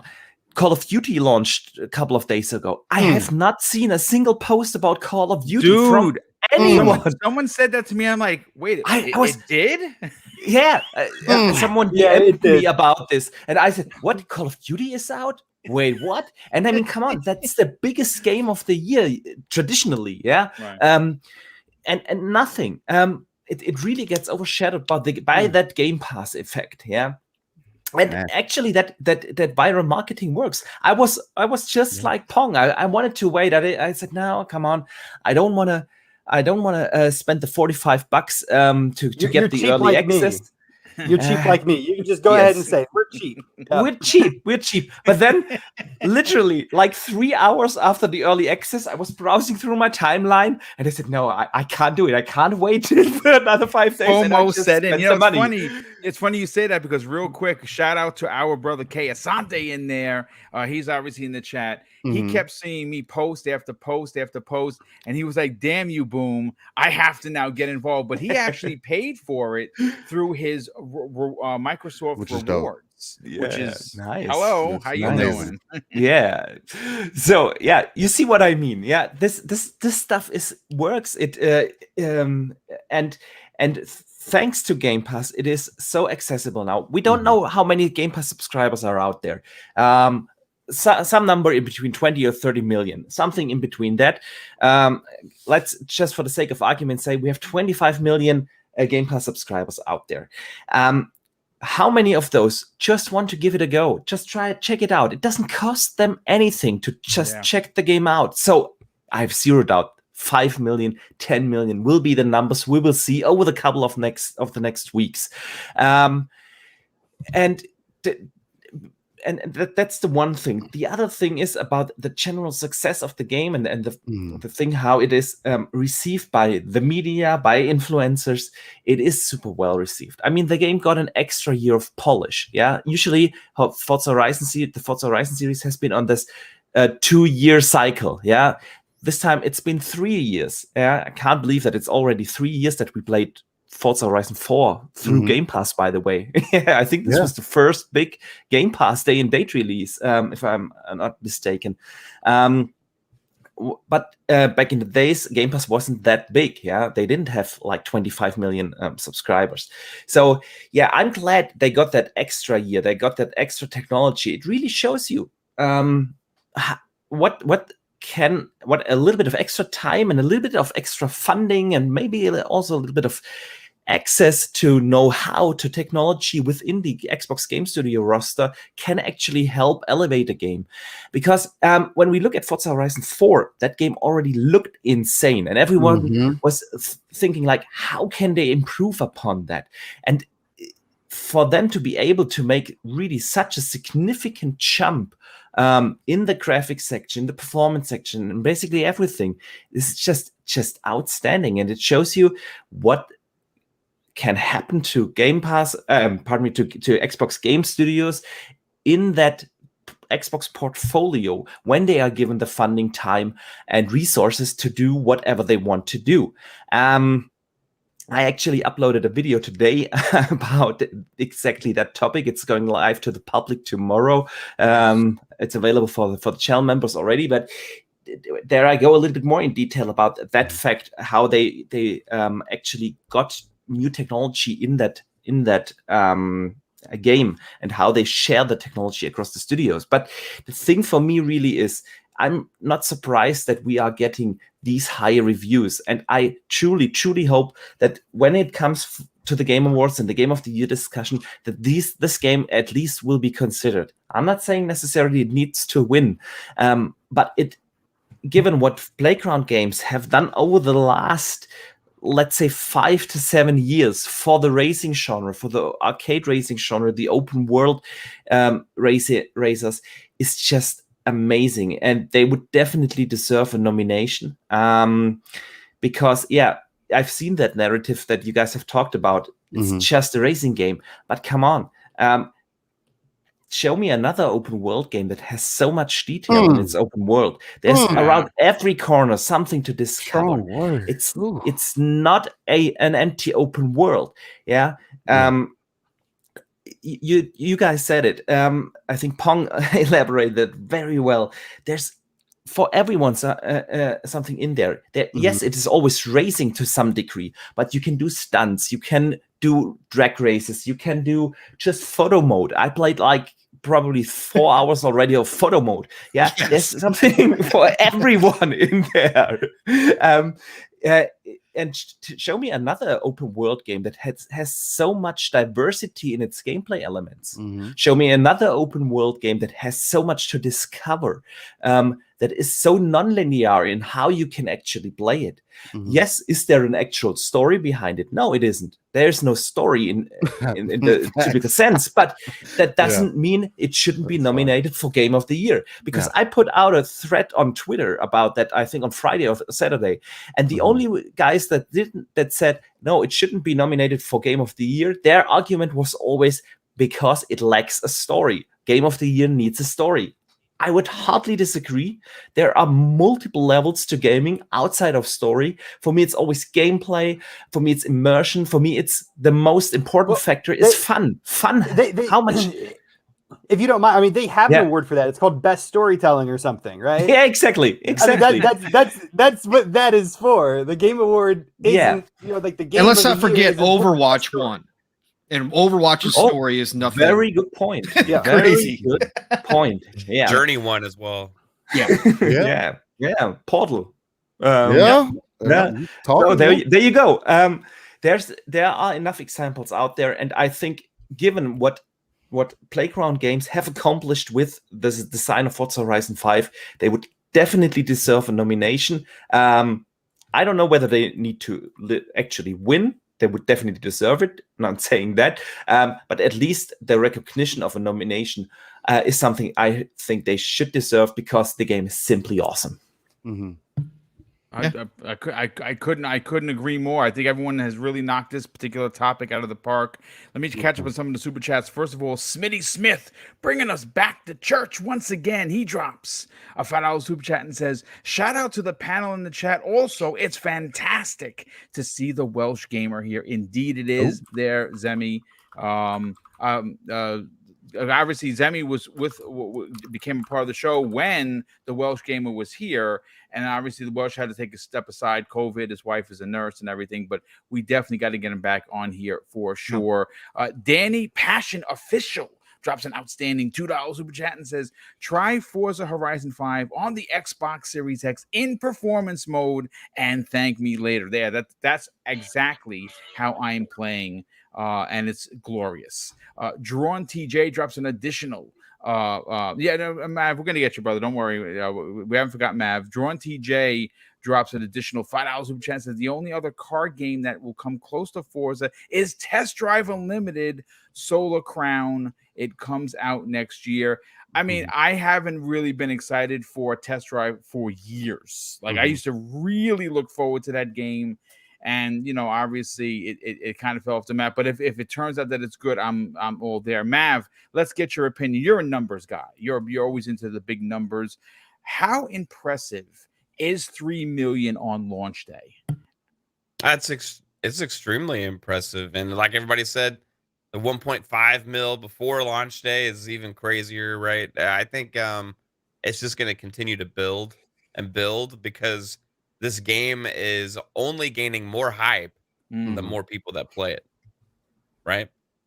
Word of mouth spreading, Twitter and social media as a whole is just doing nothing but praising the game. You're seeing lots of engagement. In fact, I mean, this is a racing game, and it's like doing really well on Twitch, right? I mean, so I went and scrolled through and I noticed, wow, it's got like 45,000 people watching, right? And which is a lot for a racing game. And you click on it, and there's not like one big time streamer streaming it. It's like usually when you see like those numbers is like divvied up like 20,000 watching one person, right? And then the rest is divvied up between everybody else. This is like just evenly divvied up. Like lots of people are watching this game. Watching lots of different people play it, and that word of mouth is spreading, and it's like got wildfire, a lot of Mav, like wildfire. It's what happens with the positive engagement with Xbox too, right? Because Forza Horizon 4 was incredible, right? Forza Horizon 4 was incredible, but it didn't take off like this, it didn't hit like this, I think that because Xbox has had so many wins recently and so much positive stuff in the news, people are ready to let that like hype flag fly. Like, hey, yes, I'm not ashamed to be excited about this for the people that were, they're letting it go now. It's like, hey, let's just freaking celebrate this awesome game finally, instead of trying to find ways of tear things apart. And that excitement and engagement is permeating throughout gaming and media.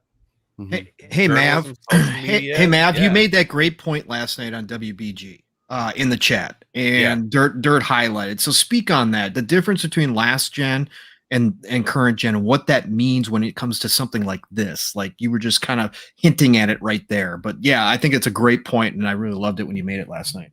Yeah, like as far as you could go back to last generation. We had some great games that just completely got snowballed in that time period when everybody was really down on Xbox after the whole 2012, 2013 debacle, right? When Sony came and said, "Hey, this is how you share games," and then all the media kind of turned on Xbox. Xbox had a lot of deals in place, had a lot of exclusives early on in the Xbox One generation, and a lot of those games, because people just kind of abandoned the brand, right, and decided that this is not where I want to play. All of a sudden, the whole media and share and everything kind of switched away, and it was all of a sudden everybody's justifying their reasons, right? Justifying the reasons when these games release. You know, Titanfall comes out, Sunset Overdrive comes out, you have good Forza games come out.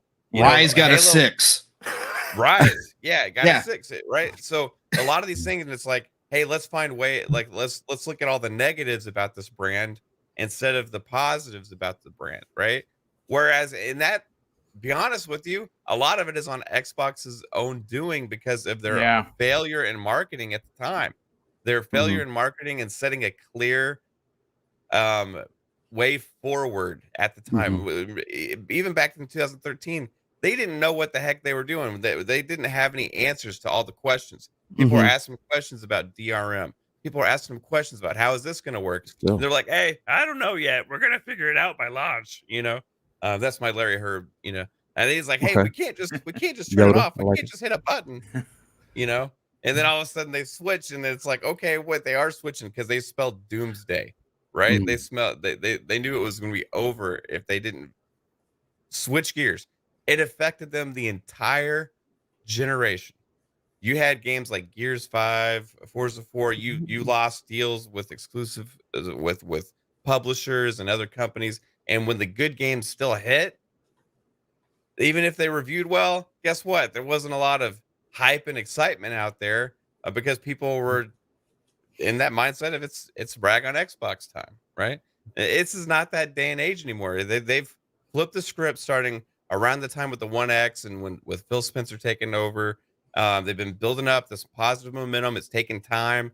They got all these studios. They got all these acquisitions. One of the best studios in the world drops another smash hit, their best game yet right now. It's the best time for Forza Horizon 5 to come out because it is permeating throughout the community and not just the Xbox community. The entire gaming community sees this because the game is on PC. It's playable on mobile via the cloud. It's on console. It's everywhere. People are seeing it. People are taking notice. All the websites are talking about it. Games journalists are praising it, giving it 10s across the board. Masterpiece, 120 something reviews on OpenCritic, and it's got a 90 freaking 2. Now you're hearing Game of the Year talk for a racing game.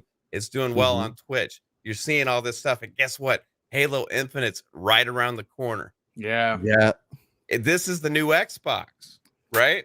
This is the thing that we can all be like, hey, this is exciting to get behind the brand. It reminds me of back in the early days of the 360 and how everything was just rolling, man. Everything was just freaking rolling, and it's going to keep doing that because guess what? Playground Games, this is not their last Forza Horizon. No. They're making Fable as well. You know, there's going to be lots of awesome stuff coming on the horizon in the coming years, right? But you know what? Like, this game is astounding. The other point that was made is attention to quality, right? Yes. With the benefit of having all these studios, the benefit of having Game Pass and all this stuff is you're not having to rush these devs. They gave Double Fine more time for Psychonauts after that acquisition, and you see that having an 89 on OpenCritic as well, right? You see these devs and everything. Hey, this is a good thing. We're getting more investment. We're able to make the games that we want to make. And then you see a game come out here like this, which is for a lot of people right now are saying it's their favorite racing game of all time already. And today's release day. Power mindshare. Yeah. No, Let's go. I mean, everyone has, like I said, knocked it out of the park. Now, I know that I had pitched the story. If you look at the thumbnail, has this been the best year in Xbox gaming? Well, the answer is, yeah, it's probably the best year that they've had potentially in a decade, right? I mean, if you look at what has released, and we're going to get to the Fable topic in a second. And again, this was originally going to be a conversation, but because we got broadsided with the Halo news and speculation town, and of course I have to talk about Fable. I just want to kind of throw it out there to the community. No one's putting this together.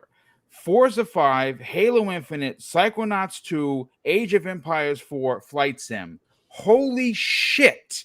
What a year for Xbox. Like, honestly, who would have... And what's crazy about that conversation, which could be an hour onto its own, is the fact that they have so many genres that are covered in that list. You got your FPS shooter that's releasing maybe on the 15th, maybe on December 8th. We'll know in a couple of days, right? You got your driving action RPG, because that's what this is kind of like. It is. You got your flight sim if you want to fly to the Barbados and see what that looks like, or you want to fly over your house and potentially crash your plane into it. You can do that. Psychonauts 2, another game that is rivaling. I mean, again, this is not me throwing shade at Ratchet and Clank. It's going to be in my personal top 10. But when Psychonauts came out and it got the critical reception it did, no one remembered Ratchet and Clank, right? No one was talking about that. The Ratchet and Clank wasn't in anyone's game of the year conversation. Psychonauts still is and could potentially still win. It's going to win platform of the year. I think Psychonauts easily beats Ratchet and Clank for a multitude of reasons. And then, of course, you got Age of Empires. If you're an RTS guy or gal, hey, man. I just finished that game this morning. I finished the 4th campaign this morning. I posted it on Twitter. I gave it a 9.3. It is in my top 3 of this year, and a potential game of the year contender. That game is freaking awesome.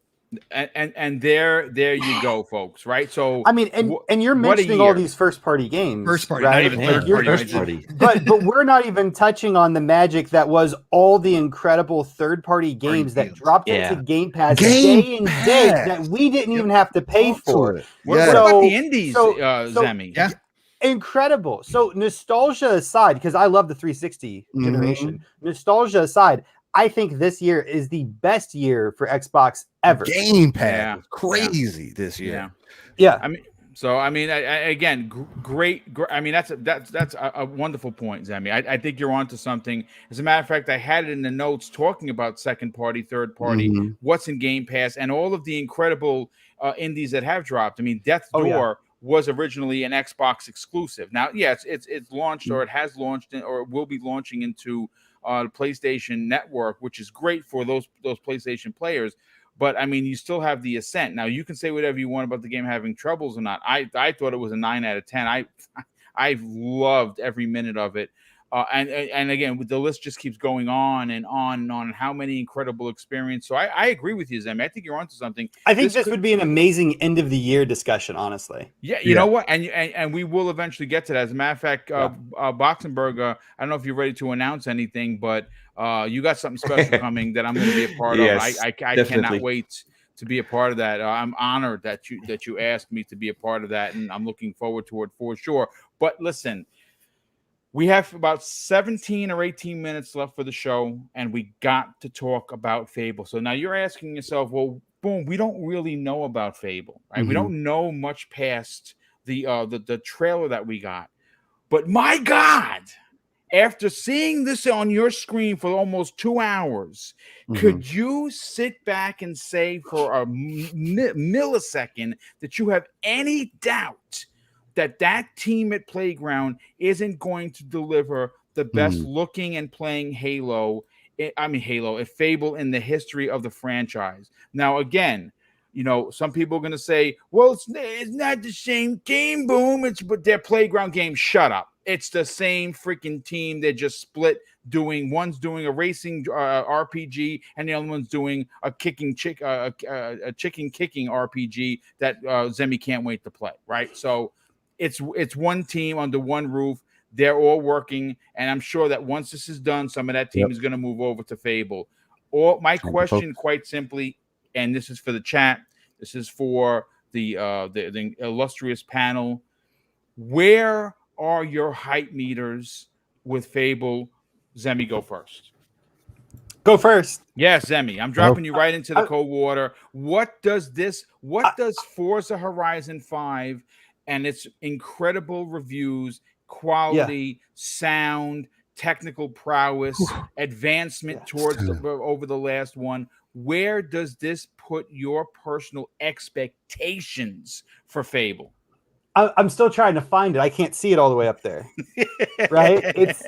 I mean, off the charts, man. I love Fable. Fable is incredible. And you like kicking chickens, by the way. Oh, I love the abuse of chickens. Don't call PETA. Hashtag don't involve PETA.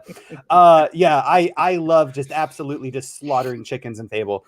Well, it doesn't ever get that brutal. It's mostly just, kicking them. But anyway, I love the abuse of chickens. I love just the wacky British humor that's in the game. I absolutely love it. And, I typically would be very, very, very nervous about a company making a game like Fable, being given the IP of Fable that has never made a game like it before, and that is Playgrounds, right? Playgrounds has, for as far as my knowledge, has never really made a game like Fable, right? Like their bread and butter is racing games, but they are so good at their craft, and they have released countless, just time after time, countless just honestly good games that I have as much faith as I could possibly put in them to make this Fable game, what it needs to be and what the fans deserve, because it has been way too long since we have gotten a Fable game, and that should be a crime. But beyond that, we also haven't really gotten a ton of information about it. Like, we've gotten some concept art, which is fantastic. And then, of course, we have that, we got that teaser in 2020, I think. But just seeing that teaser, the second I saw that teaser with the frog, and everything, like, I automatically knew that Playgrounds was on the right track, right? Because just that teaser trailer alone completely, in my opinion, encapsulates what Fable is, what the setting of Fable is, but then also what the tone of the game is. And I think if they can get the setting and the tone and a good enough story, on the books, I think it quite possibly could be one of the best Fable games that ever comes out. And maybe I'm just saying that because I'm biased. Maybe I'm just overly hyped for the game. But I really, really am excited for it. I can't wait to see more. Hopefully, on the 15th, they show us something. I mean, I'm going to be honest with you. Like, there's a lot of people that say, like, they're anti logos and anti, teaser trailers. I would be just so giddy if they just put up the logo on the screen for like 5 seconds and then moved on to the next thing. I'd be happy with that. I mean, that's just how insane I am of a Fable fan, but hopefully they give us maybe a little bit more than that, like some actual. I mean, how incredible would it be if we got gameplay? Like, that would be absolutely next level. I'm not really expecting it, but I think it would be incredible if we got to see something sooner rather than later. But I am just, like, my hype level off the charts, man, for sure. Cannot wait. Absolutely. It was Steele, before I get to you, brother, J Moore 2779 drops an outstanding $5 super chat and says, what's not being talked about is how Forza will impact Game Pass subscriptions. How many people will sign up to try Forza? Dude, you're 100% right. Absolutely. I think that, again, this is the Game Pass effect. We just finished talking about that. FOMO is something that is a real thing, right? It's a real thing. People want to be involved in the conversation. People want to be a part of what is current, what is fun, what is 100%. Exciting, whether that be music, whether that be a sports team, whether that be gaming. And you're going to get the FOMO, but what you're going to get is exactly what Boxenberger said. We were all talking about it in our socials. Even if you're not someone that is a very social person, you just kind of just go to Twitter to see your favorite star or whatever. This may fall into your feed. Like, wow, look at this this is a game. This is where do I play this? And this is how it happens. A Crazy Lou Gaming drops a very generous $10 super chat and says, Steel, if Halo comes out on November 15th, I will cry with you, buddy, from the excitement. Great show, everyone. Thank you, brother. Definitely appreciate that. I think we're going to get a lot of men crying if that does in fact happen, for sure. Smitty Smith, our brother, brings us back once again with an additional $5 super chat, and he says something I was going to say, lost my chain of thought, and I'm going to read his super chat. If Guerrilla Games can go from a first-person shooter to Horizon Forbidden West, damn it, Playground Games can deliver on Fable, the Book of X. Indeed. So with that said, Steel, seeing what we're seeing, playing what we are playing, where does your expectations lie with Playground Games delivering an incredible potential game of the year, Fable? Okay, so Forza Horizon has been doing this. Well, Playground Games has been doing this thing since 2012 with Horizon. They've always dumbfounded me with the depth that they've brought to a car game. Yes, everything in it isn't perfect. You can look at some of the sites as far as like character building. Forza that was my half point that I shaved off, because as for me, again, this is not take away your point, but I think that needs to be raised the bar for the next time. And that's one thing that has me kind of not necessarily concerned. I'm never concerned, but it does give me a thought of how are they going to develop that further? Because at this point, seeing you develop 5 games at this point and only bring the next iteration to a exemplified level that people have to rant and rave, and you gain more accessibility each entry that you go through. I've seen so many people say, hey, I didn't think I could get into this, and they gave me all these options to be able to get into this. That lets me know they're also going to want to bring that into that's what part of their foundation. Because that's typically something that you add on the back end. We'll put the game out, and then over time we'll give you more accessibility options to make it easier for you to play. No, you could tell this was an integral part of this was in the DNA of the game. Yes. For sure, 100%. So what that tells me is that they're already thinking about those things for their next game or anything else that they do. So that raises my hype level for Fable. Now, mind you, I didn't get into Fable until about Fable 3. And my wife actually got me into Fable through co-op. I know a lot of people say, oh, Fable 3 wasn't the greatest one, or whatever the case. I don't know. Playing that one made me want to go back to the second one. I do believe we did touch on that one for a bit, but the fact that because my wife is also a gamer, but maybe not to the level that I'm necessarily am. But the fact that a game like that had the potential to drag me, who's not necessarily, I'm a single player gamer, I'm a multiplayer guy. That's what I do. And I'd like to play my games on the harder levels and everything, give the challenge.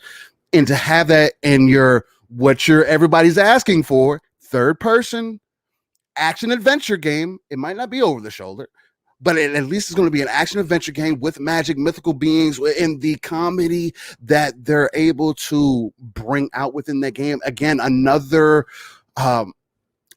game that can evoke emotion within a player. And I feel like Playground's depth within their worlds and their team building and what they already have as an integral part of their foundation is going to really lead going into Fable. And I don't have any worries. Again, the whole character side of things does bother me because, again, you've had 5 iterations and you haven't you put these things in wheel spins. You make it seem like it's an important part of the game. My character doesn't feel alive within the game. It kind of makes me think on some things like, okay, how are you guys going to carry this into it? But it's also a completely different style. That's not the main point of Horizon overall. It's the cars, it's the driving, it's the world, the fact that you can go to a place. And I think you can make the argument for Forza that really the main actual character in the game is the car that you are driving. That's a fact. There's incredible detail on the cars, which and that's is really what you the main character. You can't sleep on that because at the end of the day, especially in 5, I don't know if people have really paid attention to it, and I've talked a little bit about this in the background too. 5, The reason it is doing so well is because this is the first real racing game we're getting day one at 60 FPS. Everybody is getting at 60 FPS. If you're playing in performance mode, for sure, you have that 30 FPS option. But let's be honest, the way that the game feels at 60, you can't go back. You can't. It feels so well. The game, they're doing great. There's just so much credence to be had, and I don't have any worry. I know a lot of people are trying to downplay it. Oh, they make a racing game. So why are you so hype about this? They need to show and tell. They are showing and telling. Every car in Forza feels different. Yeah, sure does. So, I mean, that's that. I mean, good stuff, dude. As always, Pong, let's bring you into the conversation. You and I have had, and Zemi have had the conversation of Fable multiple times. This is another opportunity to talk about Fable. Where does your confidence in the team handling an iconic, IP like Fable, is it in good hands? Yeah, it's in great hands. Here's the deal. Technically, from a technical aspect, from an environmental aspect, all those things are already in place. Okay, that's done and done. That's locked. Yes, they have to change the engine. They've been working on the engine to customize it for an open world action RPG. There is going to be some difference. But look, what we saw in 4 with the seasons, you can translate that to what we could see in Fable when it comes to different biomes, right? What we're seeing currently in 5, now that it's out and everybody's had a chance to get their hands on it or will be shortly, you can see some of those technical leaps that they've made between 4 and 5, which will go into Fable. So from that side of things, I have zero worries whatsoever. This team, as I talked about, stating that their goal is to become one of the best devs in the world, and going out here and showing it means that the leadership is in place. And I have no doubt that they are going to make sure that Fable is everything that everybody expects it to be and more. They're going to put their own twist on it.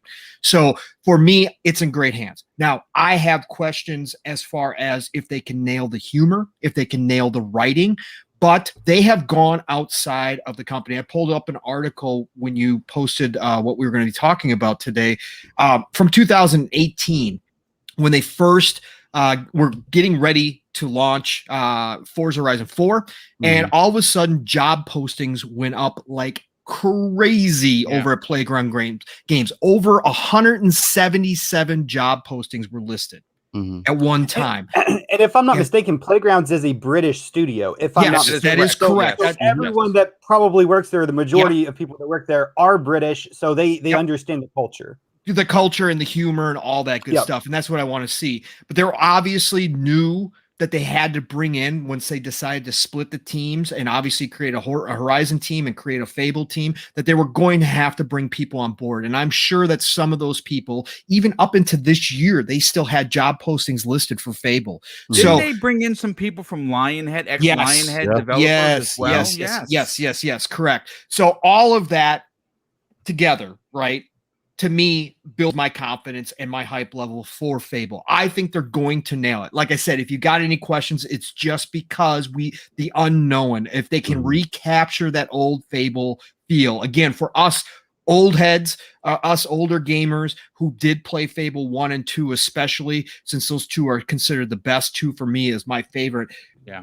Recapturing that magic again is always going to be the hard part when you go back to an iconic franchise. But if I had to choose a studio from the Xbox umbrella to do this, Playground would be right up there. And so I think that, obviously that is from the standpoint of how well they have done with the Horizon franchise, spinning it off from motorsport being the granddad, motorsport being the one that took the crown from Gran Turismo, Playground taking that formula, completely blowing it up, making this into a car PG, which is about the best way to put it. And I can't take credit for it. I never heard that term. It's been out there. It's been out there. You got to coin that. Make a t-shirt. No, I can't because it did come from somebody else on Twitter. Somebody else had responded to a Playground trademark post. it? No, they did not. But Playground jumped into the tweet and said, we like that. CarPG works perfect because that's exactly what they did. Whoever that's It's fantastic. Flabbergasted how good that is. I know. And so again, doing that with from the king of sim racers, being able to translate that into a whole different form, and then not only doing that and making it okay, but making it the best arcade racer out there. That tells me that they can then again take that formula, translate it into Fable, and create their first open world action RPG based upon an iconic franchise and make it their own and bring it up even more. And I think that that's what's going to wind up happening here. So yeah, I'm excited for Fable, and I think they're going to pull it off. Yeah, I'm right there with you. I think everyone has really knocked this out of the park. Let's get Box and Burger's opinion for you as someone that has seen every year it just gets better and gets better. You know, I mean, you can go back to 1, but the one that stands out for me and has now been removed. 3 was my favorite for a lot of reasons. Because I was a kid that played with cars. I had those Hot Wheel tracks, so playing on that as an adult was really. It was my little son is turning 4 this weekend on a Saturday, and I have literally a gigantic Hot Wheels car racing track here in my man cave. Great. I have to set it up by Saturday. That's great. I mean, listen, again, we've seen 3. 3 was an unbelievable step up from 2. Like it was like night and day, right? 4 comes out. The seasons are there, real life weather. You know, we're in Europe. A lot of people really like the setting, love the seasons, but the step up from 4 to 5 is just, it's mind-boggling. And they did this, folks. They did this, and they finished this game during a pandemic, folks. Put that into perspective. 1.5 years of development time was working while working from home. Yeah, half of the dev time. So my question, like I've given to everyone, where do you personally feel your hype level and excitement? What are your expectations for Playground to deliver a perfect Fable? It's 11 out of 10. Yeah. The thing is, if you know me, my absolute favorite games of all time are gigantic open world RPGs. It's Skyrim, The Witcher, these kind of games, they get me excited. And to be honest, in the 360 days, Fable was probably my most beloved Xbox IP.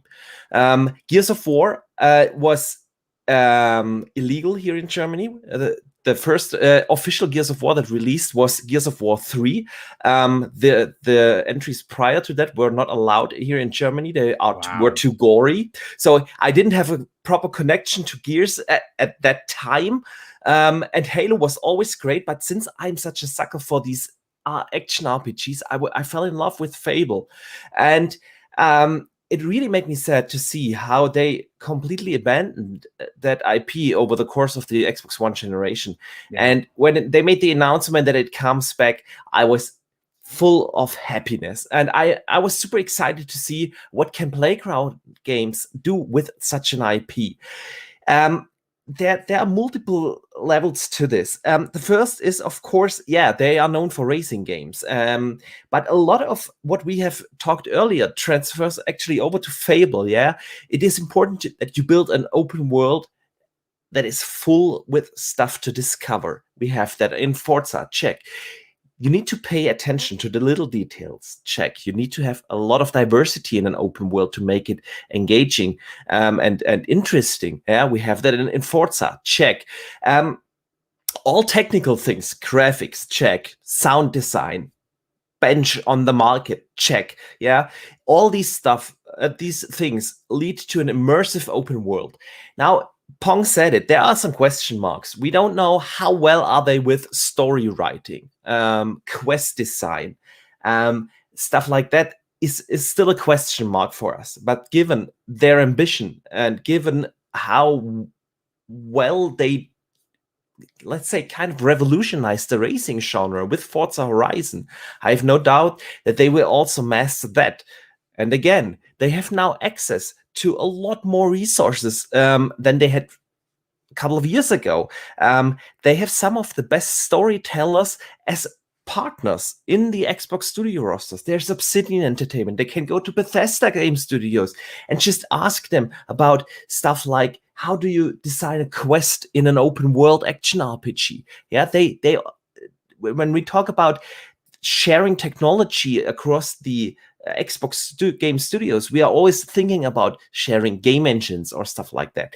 But they also and they literally talked about that. Matt Booty had a big interview about that, how the Xbox Game Studios share now ideas and how to approach story writing, how to approach voice acting, how to approach quest design and stuff like that. So they have a lot of access now, and so I have no doubt that they will master that as well. Their ambition is there, the talent is there, and the last thing I want to say is, I'm glad that they stuck to a British studio, because one big part of the Fable IP is the humor. It's this classic British humor. You have that dark and gritty world that is just, and the tension in the world is just broken by these little humorous things that happen throughout the story or in the world. And from the trailer, the little teaser trailer, we already got that they will exactly nail that. That tension breaking through humor, and I'm super pumped to see that. Yeah, can't wait for Fable. Yeah, I mean, listen, again, a completely unbelievable part. You know, in the beginning, I had remember a conversation that I had multiple times with Zemi on this. I was like, Zemi, yeah, I don't know if I want that British humor. I kind of want an adult, version of it. Don't bring that back. No, But no, let's I'm just not. forget- No, you. Let's you, just you forget have, that you ever said that. you have won me over. Retaining, because again, I think pondering on this and seeing that trailer, I think that would be a missed mark if they did not return Fable to its glory days of that British humor. So yeah, I'm in that camp. Yeah, and I don't think that the humor doesn't make it an adult themed game. I mean, we have 100%, seen yes. we have No, seen a lot of these what's the English word, concept arts that were tweeted out by the actual studio lead for concept arts. Yeah. Mhm. And they reminded me a lot of Lord of the Rings. Yeah, that the art style, the way how they build up the castles, the magic buildings and stuff like that. I had a lot of impressions from kind of Lord of the Rings. And if you have that kind of seriousness in the world, and you just break that every once in a while with a little joke, I still think it is an adult themed game. And I think they are going more in that little bit more serious and darker art direction with Fable, from what we've seen from the concept arts. And I love that, but they still have that humor, and that is going to make a perfect mixture, because that is what Fable or set Fable apart from other open world action RPGs. You get the seriousness in Avowed, you will get that in Elder Scrolls, you will get that in Starfield, and so on. But the humor is always something that made Fable special. So yeah, I'm super. Well, we saw that in the trailer, right? Yeah, so absolutely. The trailer showed that off when she gets eaten by the frog or whatever else. Yeah, that was that little glimpse. But hey, Zemi, how about a Dark Souls Fable? Let's do that. No, don't do that. But I will add that we have always seen mature themes in Fable. Yes. I mean, first Fable, I loved it. I was the little kid collecting STDs. It was terrible. Correct. At the time. I should have not been doing any of that, but it was phenomenal. So we've always had those really mature kind of, let's maybe not let our kids play, the game undertones. Kind of yeah. We've always had that in Fable as well. So yeah, no, you're absolutely right. But listen, before I bring Mav in on the final point and we'll get everyone out of here, got to thank Gameonomics, who's become a channel member. Dude, thank you so much for supporting Double Barrel Gaming by becoming a channel member. Obviously, with the channel membership and the super chats that come in, we are allowed. We're given the ability to do these monster giveaways. We did several this year so far. We added a new one with Mrs. Boom's birthday bash. We gave away $300 worth of gift cards, and we are already stockpiling the super chats to deliver a $500 plus day for both physical and digital prizes for Christmas with Mr. and Mrs. Boomstick. That is going to be the end year big one that we do every year. This is going to be the 4th consecutive year that we do that. And of course, because of channel membership and because of the incredible super chats that continue to come in, we are able to do that. So thank you so much. But Mav, let's get your impressive opinion. Where for you does the confidence level lie for Playground Games to deliver an incredible Fable game on the level and quality of Forza Horizon 5, a potential Game of the Year nominee?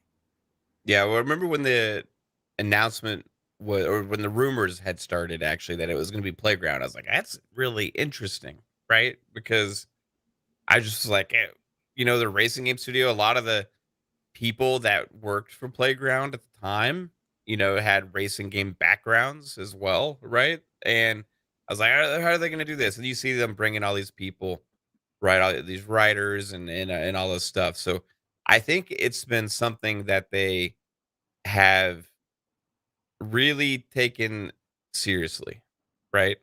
They understand the meaning behind the series, what it means to Xbox players, what it means to Microsoft, and I think they wanted to take this on, right? I can't imagine that they just dumped that onto Playground, right? And hey, boom, you just got a I just happened to look down and I saw red, and it wasn't because I was getting angry.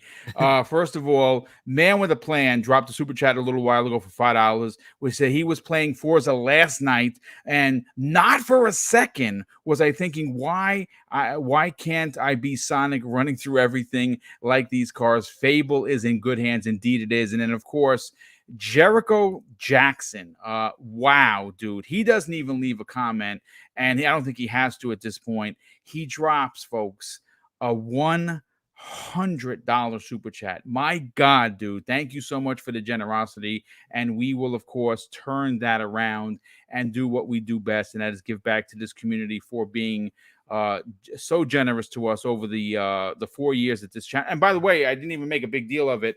November 3rd was 4-year anniversary of Double Barrel Gaming. We finally hit 4 years. We have now hit 3 years of live shows. I've only been doing it for 3 years, and obviously we're on the way. We're almost at 9,100 away from 10K, and hopefully we'll get there in the first quarter. But Jericho Jackson, thank you so much for the extreme generosity. Of course, that will be turned around and used properly for the end of the year show. But by all means, Matt, please continue, because I really think you're onto something here. Yeah, I don't think Microsoft just dumped this on them and said, "Hey, we need somebody to make a Fable game. You're the guys. This is your task. Go get it." No, go do it, or else you're fired. No, that would maybe be the Microsoft of old, right? Yeah. That's not the Microsoft of today. That's not what we've learned about how they're operating and all this stuff, right? And that goes into line with what Pong was alluding to earlier when saying how Playground in the interview said that they want to be one of the best developers in the world, or the best developer in the world, and that you can do that by making racing games, but if you really want to go out there and be the best developer in the world, the best game studio in the world, you're going to want to cross genres. You're going to want to be capable 100%. of doing multiple things. You're going to want to be known as great storytellers as well. You're going to want to be known as being able to create a world that is more lived in and stuff like that as well, right? So you're going to be putting yourself up there with the Bethesdas and some of those other studios like BioWare from history, Bungie, to really get out there and create something that stands alone. And I think that's why they're not going to make a copycat Fable game. I don't think they're just going to go into this and be like, all right, we're going to take Fable and we're just going to make it like that, and we're going to do the next one, right? Great point. And I sure hope they do that. Mav, you're absolutely right. I don't want them to copy the old Fable. I want them to take the idea of a Fable and make their own version of it. Yeah, exactly. Because that's never the best thing. Like just continuing with a new company, new team behind something, just continuing it the way it is isn't necessarily the best way to go. And you kind of saw that even with 343 when they took over Halo. It's like they were in this weird middle ground. They didn't know what to do, right? Like, all right, if we change too much, people are upset. If we don't change enough, people are upset. They finally, it looks like they found the sweet spot with Infinite, right? Yeah. Where it's like, hey, this is our game, right? This is our game. Whatever else be damned, we're making our Halo game, right? And I think we've seen that Crystal Dynamics do that with Tomb Raider. We've seen it was Sony Santa Monica. Was that who it was that did that God of War? Yeah. Am I right? Yeah. So Yep. there's a lot of things of going into a franchise and saying, all right, we're going to take on this franchise, right? But we're going to do it and make it our game, right? And if you go and you be Lionhead, you can't. You know, there's only one Peter Molyneux out there, right?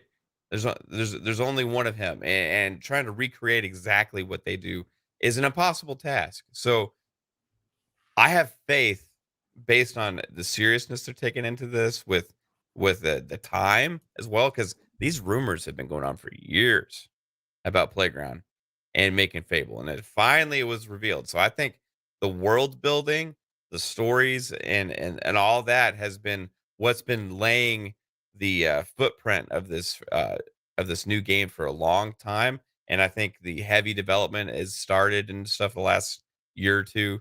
And I think we're going to really get a impactful game. And if one of my favorite franchises of all time, I'm really excited because I want to see the evolution of Fable. I want to see what it can be with this team who is obviously incredibly talented.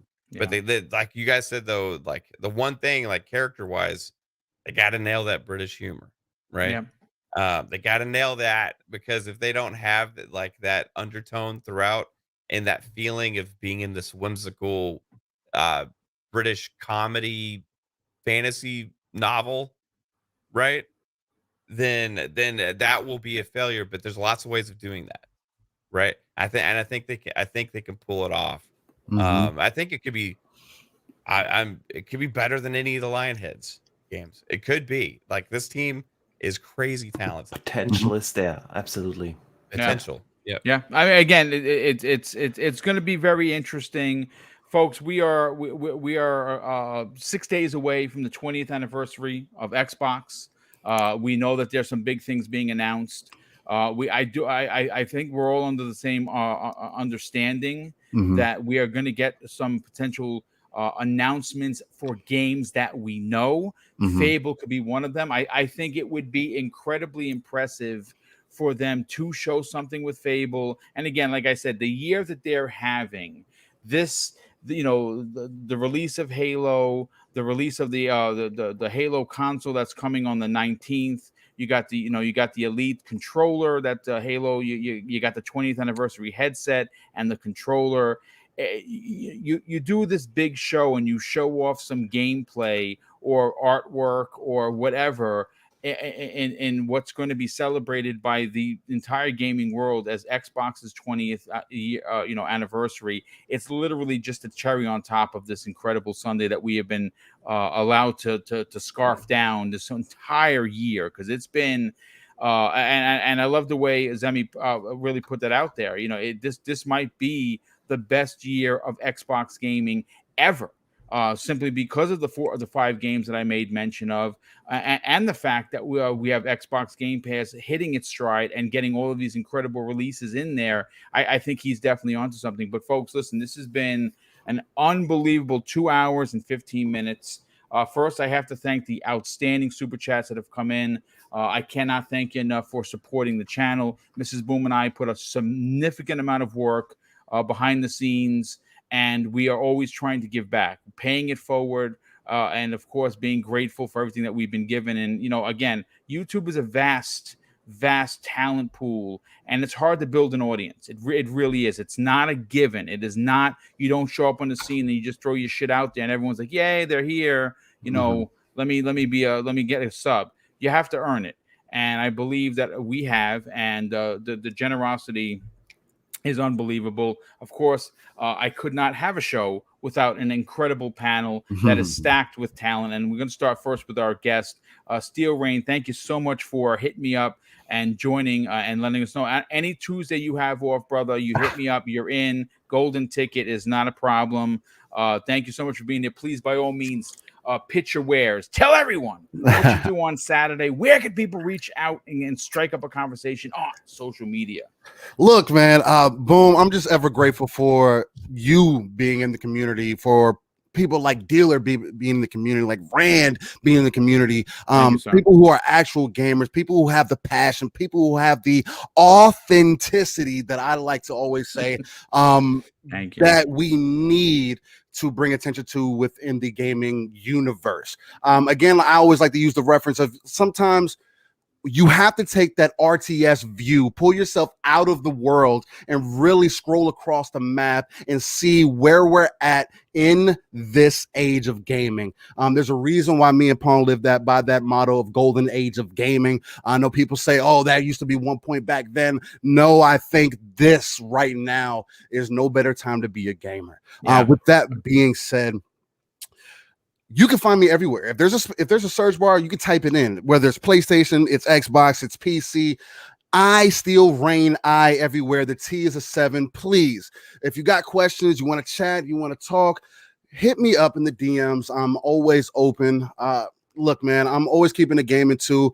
I am one of those PvP guys, so definitely if you're into that, hit me up. I'm knee deep in Mexico right now, though. So if you want to get into a convoy and race together, that's been my venture at this moment. Yeah, other than that, living split screen on Saturday, 9 a.m. Central, 10 a.m. Eastern, and 3 p.m. UK time, where we keep it live, raw, and uncut, and again, bring you that organic nature that only me and my guy Pong Soul can bring to the gaming community, where we keep it non-console centric and just talk about everything that's going on. Again, we're in an exciting time. We want people to be hyped. There's 3 billion gamers out there that we want to get in contact with.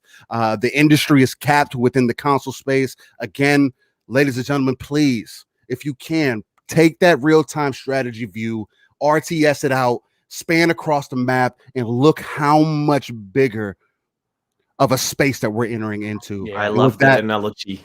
Yeah, that is perfect.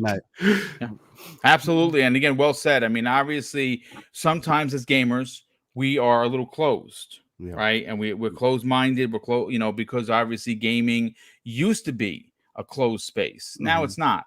And I love that if you just pull back and look how big it's getting, everyone's a gamer. Whether you game on mobile, whether you game on PC, whether you game on your toaster. If you enjoy gaming, you're a gamer. You're part of the 3 billion people that support the industry. And obviously, it is a great time to be a gamer because, quite frankly, no matter where you're playing, as long as you're having fun, really, well, that's all that matters. But thank you so much for being here, brother. And again, of course, the invitation has been publicly said. Whenever you have a Tuesday off, you're on. And the story. You want to be on, you're on. No question. You got. I'm going to send you the key. You know where the Dr. Pepper is.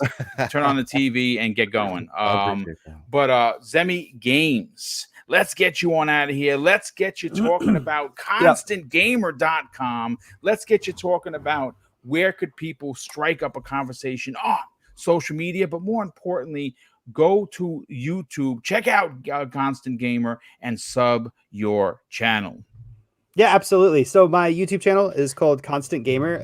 It is a gaming-related YouTube channel. I post gaming news, theory videos, and do game reviews, all sorts of gaming content. So if that's your thing, definitely jump over, check out the YouTube channel, Constant Gamer. Watch some videos, and if you like what you see, hit the subscribe button. You guys can also find me on Twitter at Zimmy Games. And I typically, just post, like if I find a gaming article that I think is interesting, I'll post it, share, gaming news with people. I also post some more personal stuff on there. So like if I just got done cooking an amazing meal, which love the cooking, bro. Love the cooking. Yeah, I love sharing food pics, making people hungry. So if any of that sounds appealing to you, be sure to follow me on Twitter as well at Zimmy Games. Boom, man, this show so far, I think this year this is my favorite show that we've done. Absolutely incredible topics, and can't wait for next week, man. Yeah, real quick, I want to share with everyone, if you were interested, and I'm going to get somebody to buy this, I know it. Here is the Forza Horizon 5 controller.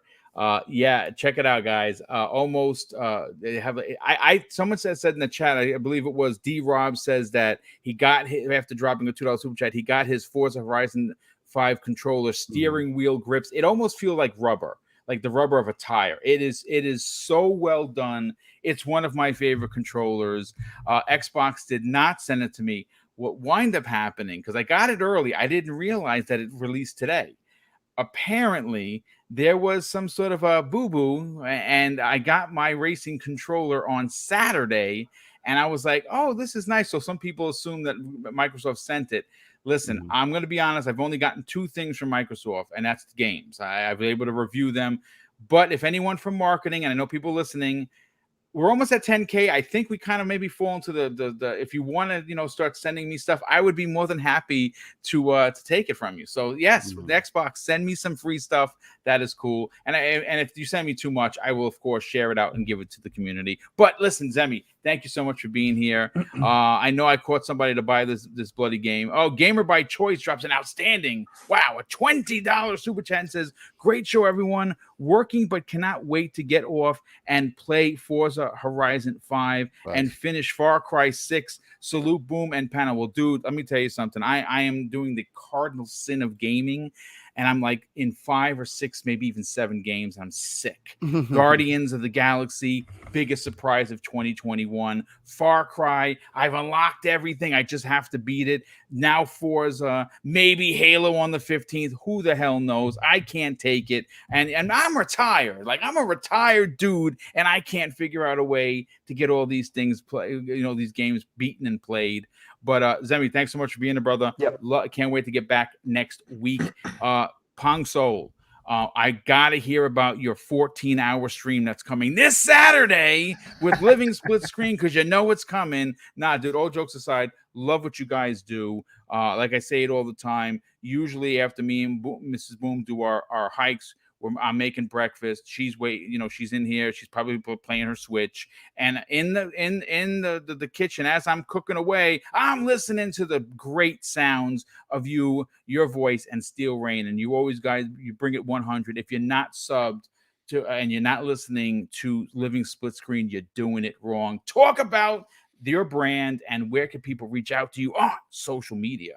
Oh man, what a great Xbox Factor podcast show today, Boom. Thank you again for everything that you do behind the scenes. Brothers, it was all great. Man, I just love getting together. Having Steel here today was awesome. Don't get to talk to him enough during the week. We wind up catching up on Saturday. That's for dang sure. So it was great to have him here early in the week and be able to hear his thoughts on some things. But everybody, just awesome. Love you all. Chat.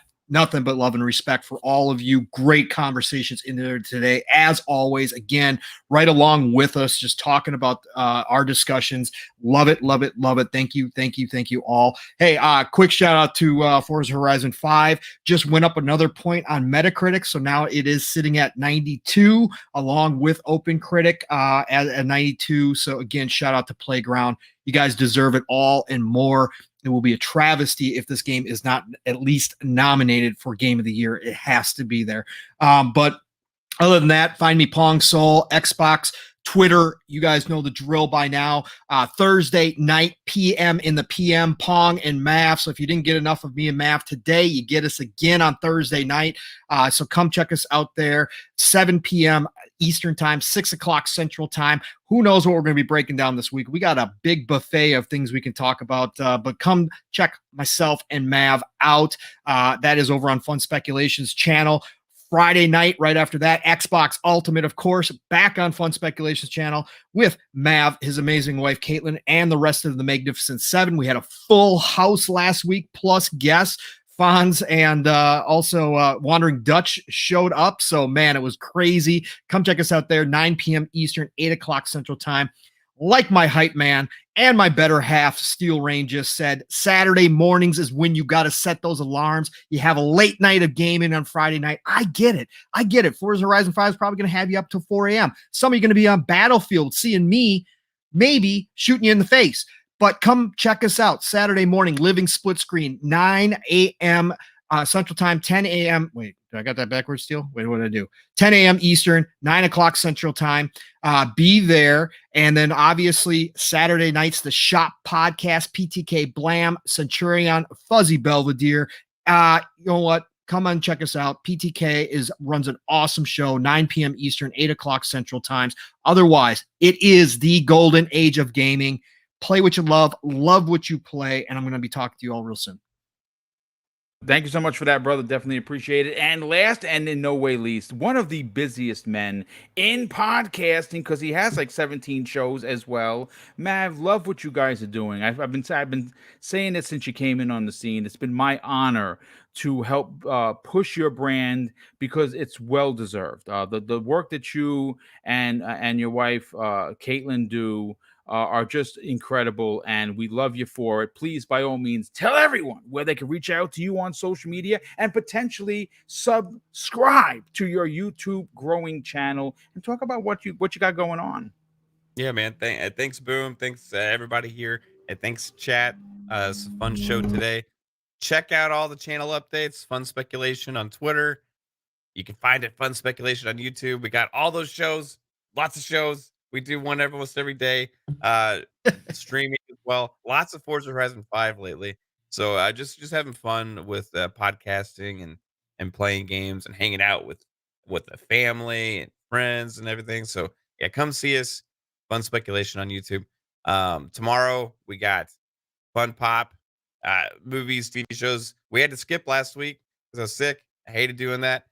Thursdays, like Pong said, PM in the PM. Fridays is Xbox Ultimate. Saturdays is FSP. So you know where to find us. So I appreciate everybody again. This chat was awesome today, Boom. You had a great Phenomenal. I mean, awesome. Just engaged. Lots of good thoughts I saw in there. So shout out to everybody in the chat. Well, thank you so much for being there. Thank you, chat, for being here, being awesome. Over 300 people here, almost 375 people to be exact. So thank you so much for that. And of course, I'll close out the show with something that's important to me. Yes, sir. Pardon me for interrupting, but I also wanted to say thanks for being on the show. Oh my God. Thank you to the awesome chat. What the H is going on? I'm a terrible host. No problem, brother. Yeah, you know what? Obviously, that's completely my mistake. You know what it is? I was trying to beat them always doing yard work when I'm doing the show. I'm like, stop doing the yard work. Boxenberger, obviously, you just made the announcement that you're dropping a new video tomorrow. Channel members got it early, which of course is something that you offer. By all means, dude, you've been knocking it out of the park with, of course, your videos. Lots of quality stuff. I say this all the time, and I don't mean it in jest.